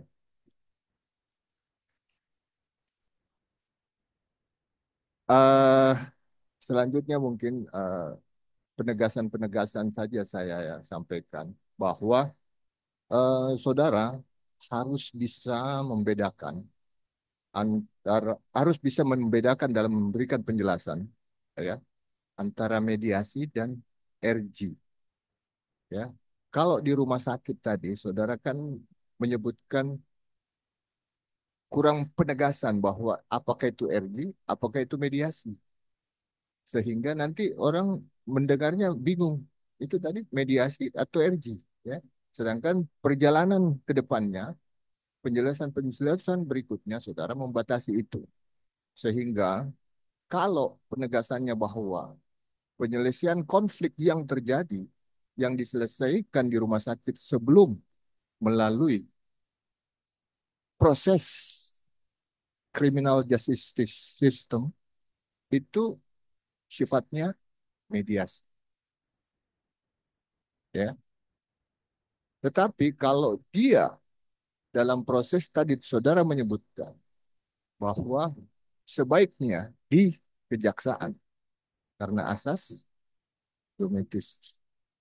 dominus litis, artinya dia melewati proses penyidikan, ya, sehingga kalau dia melalui proses penyidikan tentu ada status dari orang tersebut sebagai tersangka, ya. Dari status itu maka dilakukan RG. Tetapi ada syarat tadi yang disebutkan sesuai dengan Perja nomor 15 tahun 2020 bahwa ada syarat yang harus diikuti untuk melakukan RG. Ya. Jadi itu penegasannya. Titik sentral bahwa kasus yang saudara angkat dalam disertasi ini adalah dokter yang sedang menjalankan tugas profesinya. Bukan dokter yang seperti di Garut, menggunakan profesinya melakukan tindak pidana. Beda ya? Beda. Karena uh, kita bicara kelalaian. Kalau di Garut, kelalaian. Kelalaian. Beda itu ya, beda. Nah, jadi uh, apa namanya? Stressingnya di situ harus jelas bahwa dia sedang menjalankan tugas profesinya. Ya. Karena kalau tidak, nggak bisa masuk itu. Terutama nanti setelah diberlakukannya sudah KUHP baru yang menghilangkan pelanggaran, ya. Jadi cuma ada dua buku, ketentuan umum dan kejahatan, ya. Sehingga pelanggaran sudah tidak ada lagi. Itu harus saudara menjelaskan dengan baik. Saya kira dengan penjelasan saudara, fokusnya juga harus ditekankan, ya. Cuman mungkin karena uh, agak tegang sedikit sehingga saudara. Tapi yang jelas pada intinya bahwa penjelasan saudara bagus ya, karena saudara sudah bisa dikatakan profesional dalam menulis ya, mendekati profesional karena sudah memiliki uh, ketelitian, kecermatan dan akurasinya sudah cukup baik ya. Sehingga uh, semoga dalam rapat penentuan nilai ini setelah ujian ini kita sama-sama berdoa. Saya selaku promotor berharap saudara lulus dan mendapat gelar doktor dalam bidang ilmu hukum. Tentu semua kita kembalikan kepada tim penilai pada hari ini. Tapi yang jelas poin-poin yang saya berikan signal untuk para tim penguji bahwa jawaban-jawaban saudara sudah memenuhi di atas rata-rata standar ya. Eh, saya kira dari saya sebagai promotor eh, cukup bangga kepada saudara karena penguasaan-penguasaan saudara, eh, kesalahan-kesalahan kecil yang saudara eh, lakukan dalam penulisan ini saya kira sebagai manusia biasa saudara mungkin karena sifatnya tidak prinsip ya mungkin bisa dipertimbangkan untuk dimaklumi. Karena tadi Pak Ketua menyatakan bahwa tidak ada yang sempurna di dunia ini, kecuali mungkin Slamet Sampurno Suwondo. Slamet Sampurno, saudara harus tekankan itu. Berkah. Jadi saudara mendapatkan berkah dari nama promotor. Baik, saya kira cukup dari saya. Saya ucapkan mudah-mudahan selamat pada saudara sebagai eh, calon doktor pada hari ini. Dan saya kira eh, setelah ini mungkin perlu diperbaiki sedikit ya disertasi. Baik, saya kembalikan ke pimpinan sidang. Terima kasih atas kesempatannya. Assalamualaikum warahmatullahi wabarakatuh. Waalaikumsalam warahmatullahi wabarakatuh. Jadi nama promotornya ini memang luar biasa berkahnya. Sudah selamat, sempurna lagi. Gitu. Untung sudah lewat musim pilkada. Kalau tidak, saya yakin akan ada yang melapor ke Bawaslu bahwa ada profesor dari Bone yang mempromosikan orang Bone, kemudian dia jadikan medan kampanye gitu. Saya kira itu saudara Promovendus ya, tidak pernah ada karya yang sempurna karena kesempurnaan itu hanya milik Allah Subhanahu wa taala, Tuhan yang Maha Kuasa. Ikhtiar sudah maksimal ya, tersisa berdoa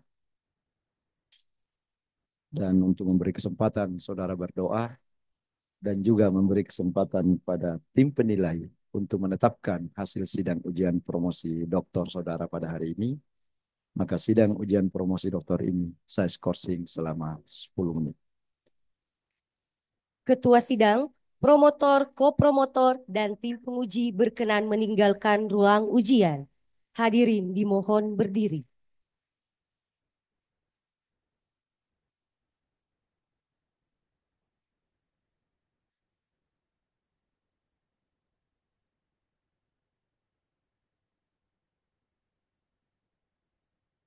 Hadirin dipersilahkan duduk kembali.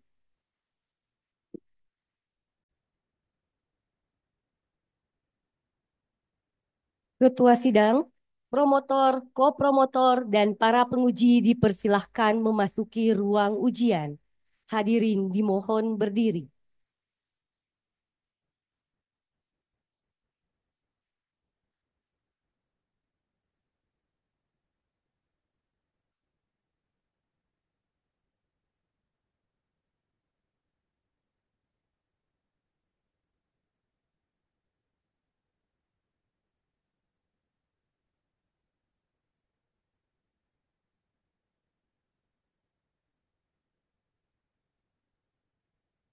Hadirin dipersilahkan duduk kembali.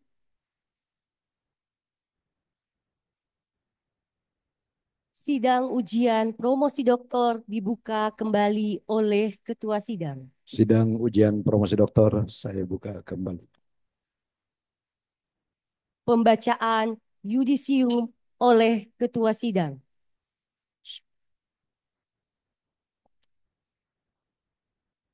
Yudisium, sidang terbuka, ujian promosi doktor Universitas Hasanuddin, beserta promotor, ko-promotor, dan penguji.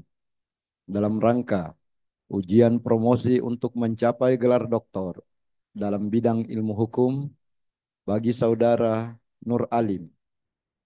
Setelah mempertimbangkan jawaban-jawaban atas segala pertanyaan dan sanggahan yang dikemukakan oleh promotor, ko-promotor, dan penguji. Dengan ini menyatakan bahwa saudara Nur Alim dinyatakan lulus dengan predikat sangat memuaskan.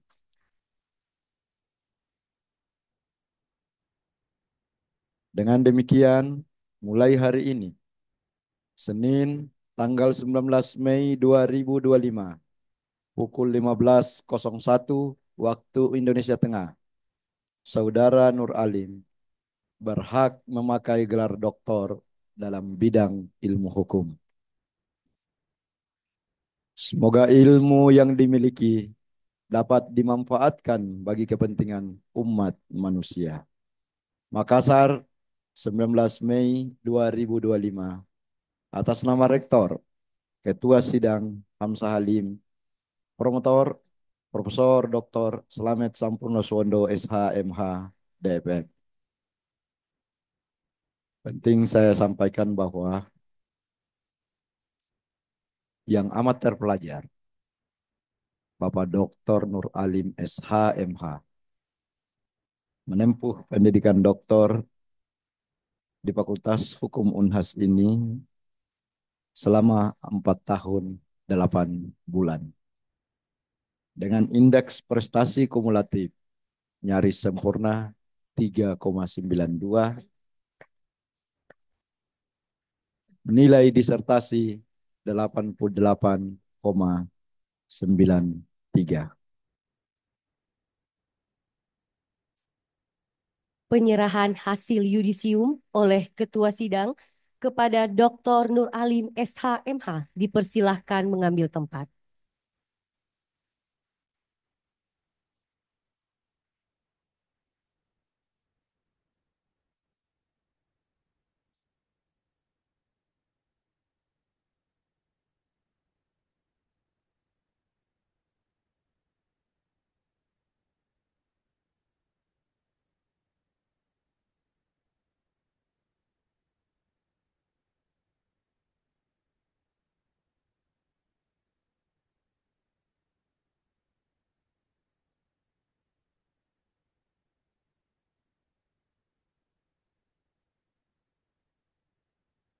Ya, kita sama-sama sudah menyaksikan tadi. Tadi bambunya diserahkan ke Ibu ya. Oh, terjawab sudah. Tadi saya yakin 100% bahwa Pak Nur Alim betul-betul doanya tadi malam luar biasa ini ternyata saya yakin jimatnya yang dibawa pada hari ini yang doanya yang luar biasa sehingga proses ujian hari ini berjalan sangat lancar. Selamat karena saya memimpin sidang mewakili rektor atas nama rektor, dekan dan seluruh pimpinan fakultas, tim promotor, penilai eksternal dan seluruh penilai yang ada. Saya mewakili menyampaikan selamat atas pencapaian gelar akademik tertinggi dalam bidang ilmu hukum bagi saudara. Insyaallah ini akan membawa berkah baik bagi diri pribadi, keluarga, dan institusi di mana saudara mengabdi. Hari ini hadir istri. Oh, istri ya. Ya. Selamat Ibu ya. Sudah doktor. Nanti Ibu rasakan bedanya bagaimana doktor dan sebelum doktor. Bapak jangan ketawa, yang saya maksud rezekinya. Nah, gitu. Ya. Tentu waktu 4 tahun 8 bulan pasti semua bilang, wah cepatnya tawa dokter, cepat sekali. Tapi Pak Nuralim bilang, kau bilang cepat karena bukan kau yang sekolah, gitu.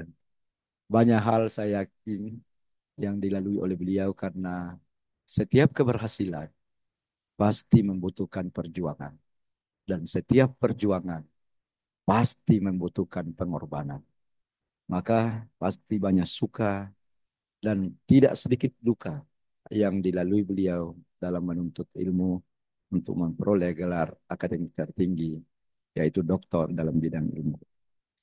Untuk menjadi motivasi bagi yang lain yang belum menyelesaikan studinya, bagi yang lain yang belum bersekolah S3, kecuali yang sudah umurnya sepuh, tidak mungkin lagi diterima karena umurnya sudah lewat, maka saya akan memberi kesempatan kepada yang amat terpelajar, Bapak Dr. Nur Alim SH MH, untuk menyampaikan kesan dan pesan selama menempuh pendidikan doktor di Fakultas Hukum Unasip.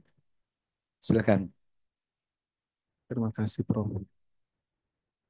Bismillahirrahmanirrahim. Assalamualaikum warahmatullahi wabarakatuh. Alhamdulillah.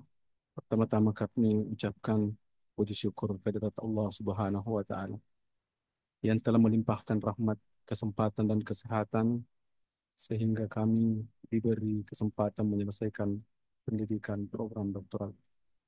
Salawat dan salam kami haturkan kepada junjungan Nabiullah Muhammad Sallallahu Alaihi Wasallam atas perjuangan beliau sehingga kami dan kita semua memahami bahwa yang namanya menuntut ilmu adalah sebuah kewajiban.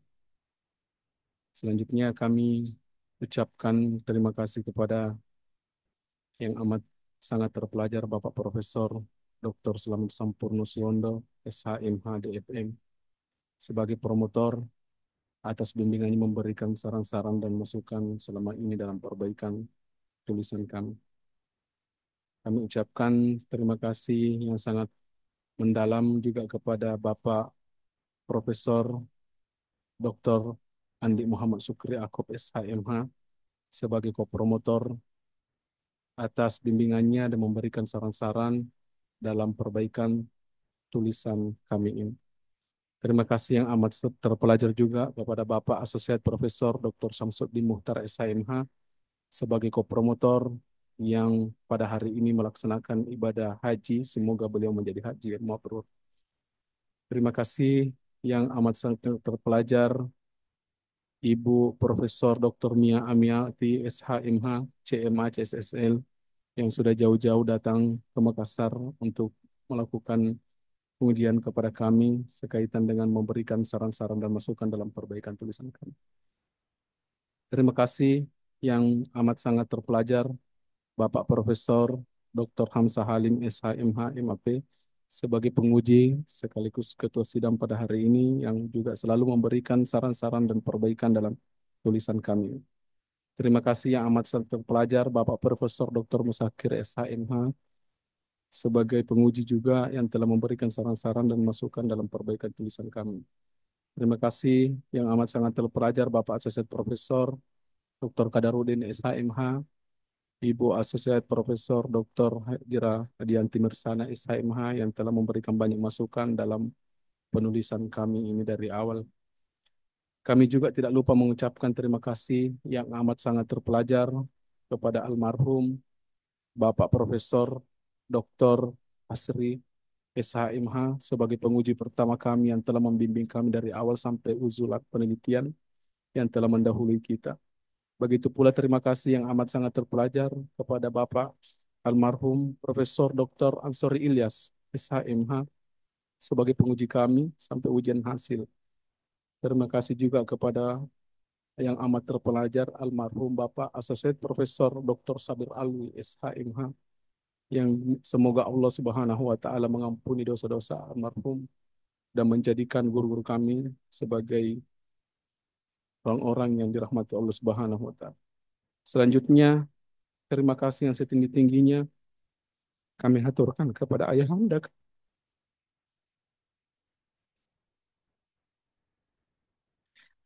almarhum ayahanda kami yang selalu mendorong kami untuk melanjutkan pendidikan. Namun di awal perkuliahan beliau sakit, kami rawat beliau di rumah sakit. Dan tidak jarang kami kuliah sambil merawat beliau di samping tempat tidur. Namun karena Allah berkata lain,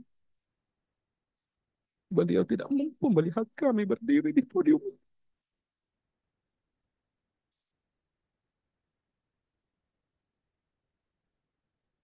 Semoga Allah menjaga beliau, merahmati beliau di alam kuburnya. Namun Allah mencinta beliau dan mentakdirkan untuk tidak melihat kami. Tetapi Allah masih menyisakan satu malaikat kami, seorang perempuan yang dari rahimnya kami lahir. Beliau sangat mencintai kami bersaudara, mengorbankan seluruh hidupnya, hartanya, rela hidup sederhana demi pendidikan anak, dan paling tidak bisa tidur ketika anaknya mendapat kesusahan. Kami panggil beliau Ma. Terima kasih Ma. Semoga Allah menjaga beliau. Karena doa beliau kami bisa seperti ini. Selanjutnya kami terima kasih kepada istri kami tercinta, Nur Lailah SSI, yang kurang lebih 8 tahun kami menjalani rumah tangga dengan dua buah hati yang mereka, Anissa Humaira dan Ayah Sofia. Terima kasih atas kesabarannya, atas perhatiannya dan pengertiannya dalam menghadapi saya yang tidak sempurna ini selama saya dalam menempuh pendidikan. Terima kasih kepada mertua kami yang baik sekali sebagai seorang mertua kepada anak mertua. Terima kasih pula kepada kakak kami Nur Aini yang tidak sempat hadir di tempat ini.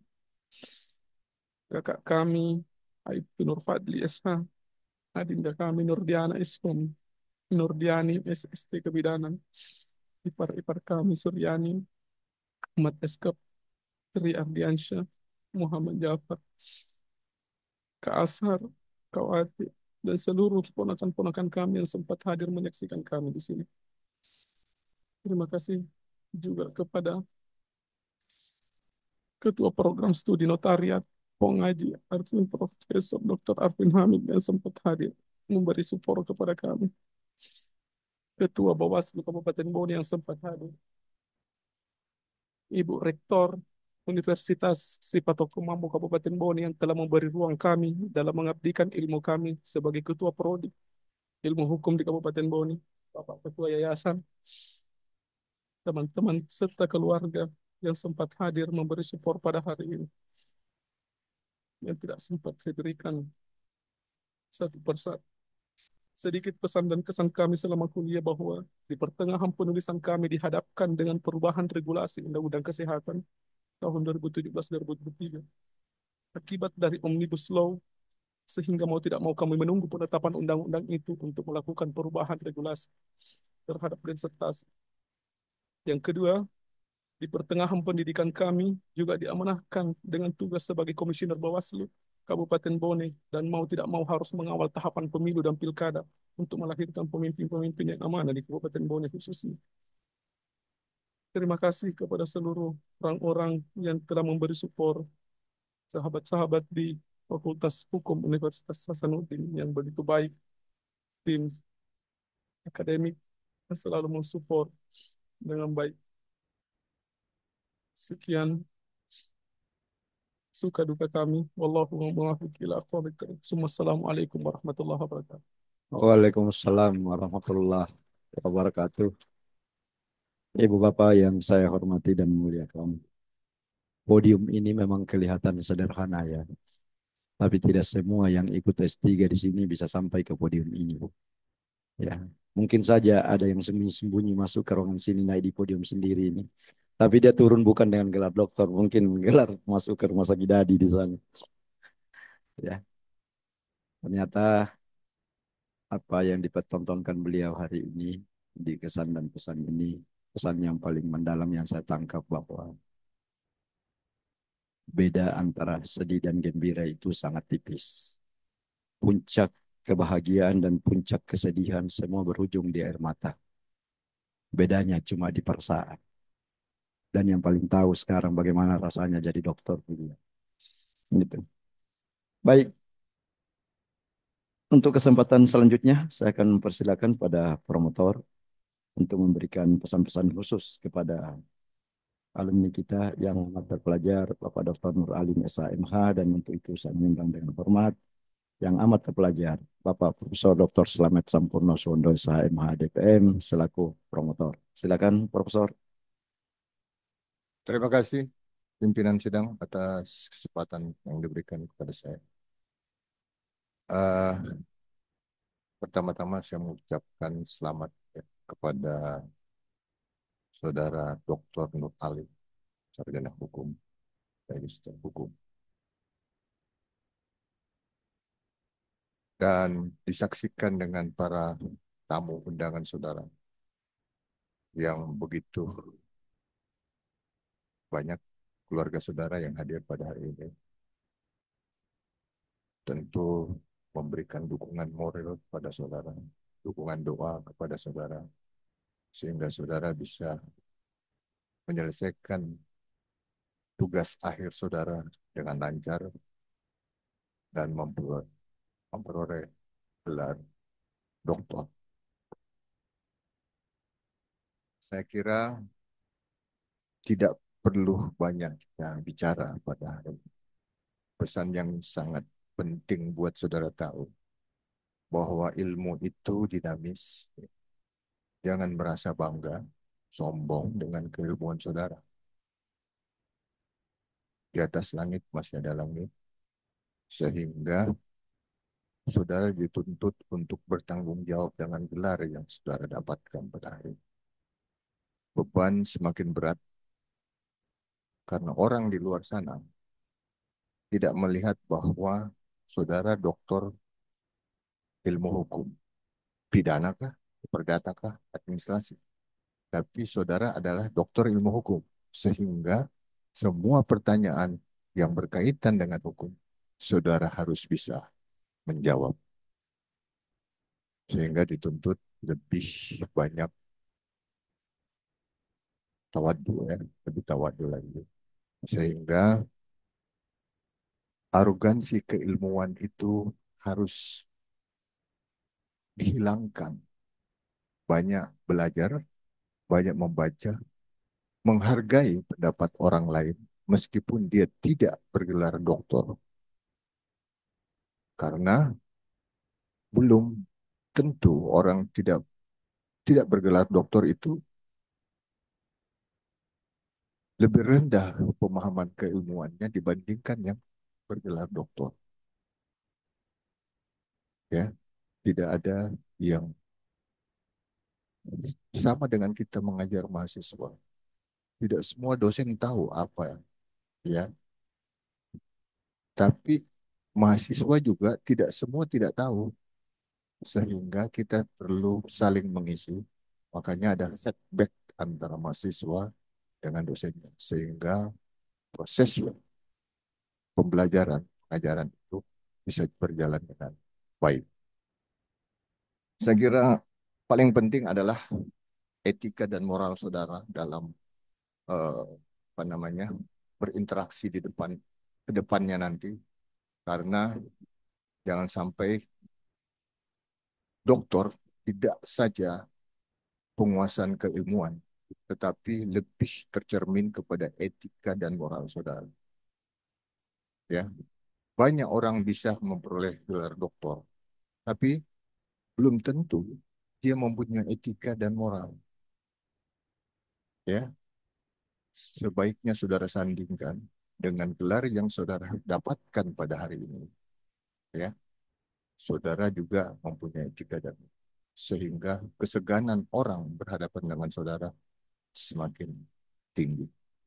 Saya kira itu saudara juga masih mempunyai uh,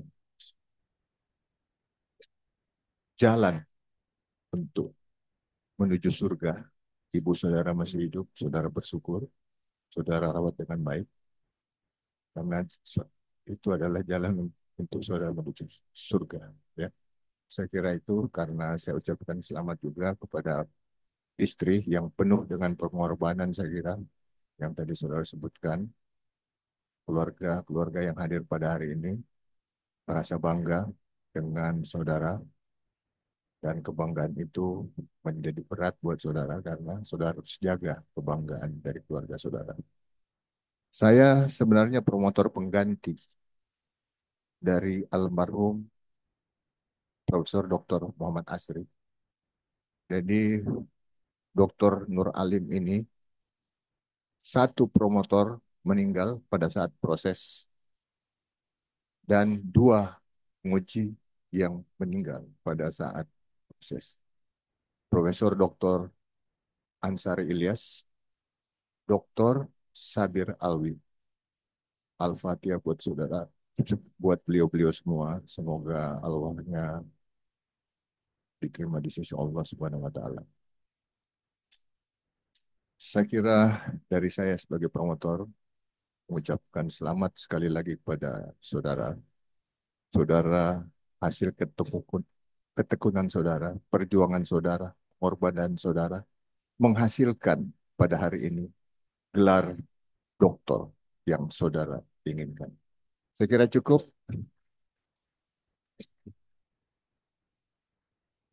Terima kasih atas kehadiran para tamu pada hari ini, dihadiri dengan Om Saudara, ya, Bapak Profesor Dr. Arfin Hamid, yang setia menunggu kemenangannya ujian.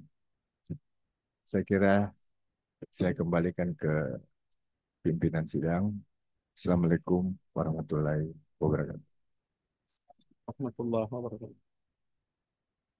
Penyerahan tanda penghargaan dari Dekan Fakultas Hukum Unhas yang diserahkan oleh Ketua Sidang kepada promotor dan penguji eksternal dan dilanjutkan kepada masing-masing ko-promotor.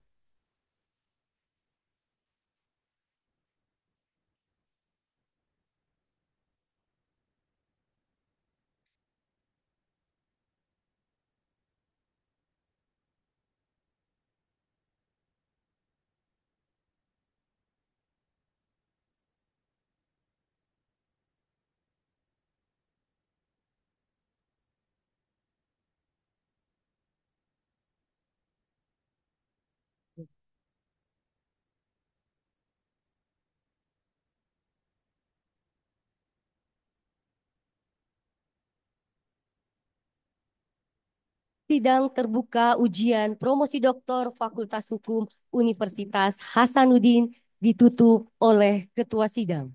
Sebelum saya menutup secara resmi sidang ujian promosi doktor pada hari ini, izinkan saya untuk menyampaikan beberapa hal. Yang pertama, sekali lagi ucapan selamat ya atas gelar doktor, gelar akademik tertinggi yang diperoleh oleh yang amat terpelajar Bapak Dr. Nur Alim SH, dan juga tentu selamat pada seluruh keluarga besar, baik keluarga besar yang sedarah maupun keluarga besar tempat institusi di mana saudara mengabdi, hadir ketua yayasan dan beberapa dari yayasan di mana saudara mengabdi, dan terkhusus kepada Om yang ada di belakang, gitu ya.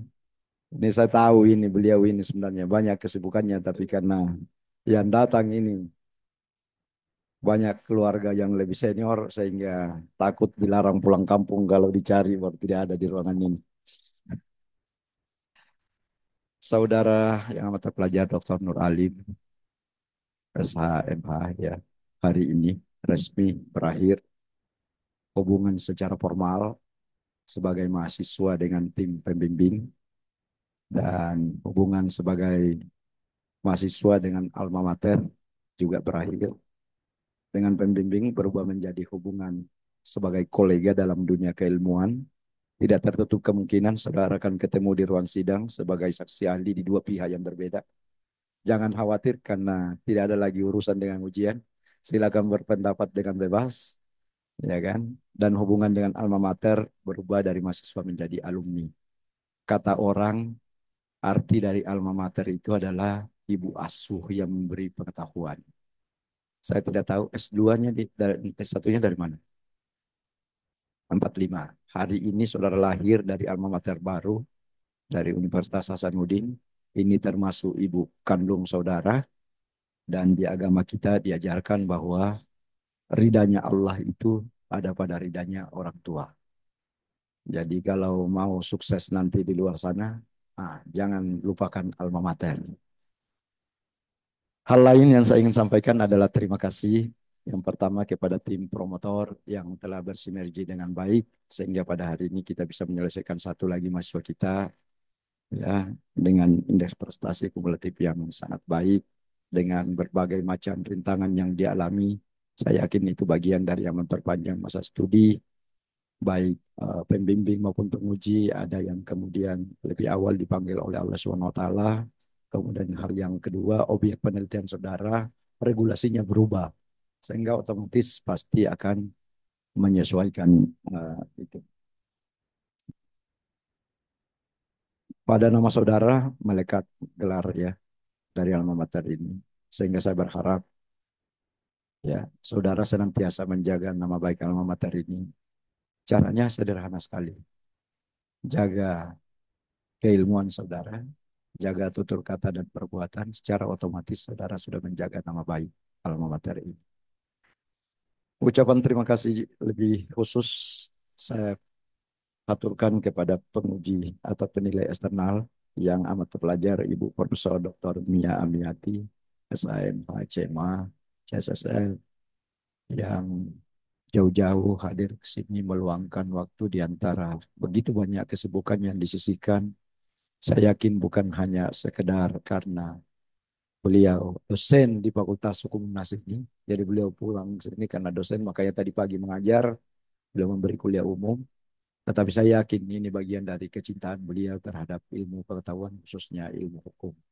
Semoga Ibu senantiasa diberi kesehatan, kesuksesan, umur yang panjang, dan senantiasa berkenan membantu kami di dalam proses pendoktoran di Fakultas Hukum UNAS ini. Begitu juga kepada seluruh genap penilai yang ada, saya yakin Ibu Bapak, para guru besar, dan tim penilai yang ada bukan hanya terlibat dalam proses penyelesaian tugas akhir dari Saudara Dr.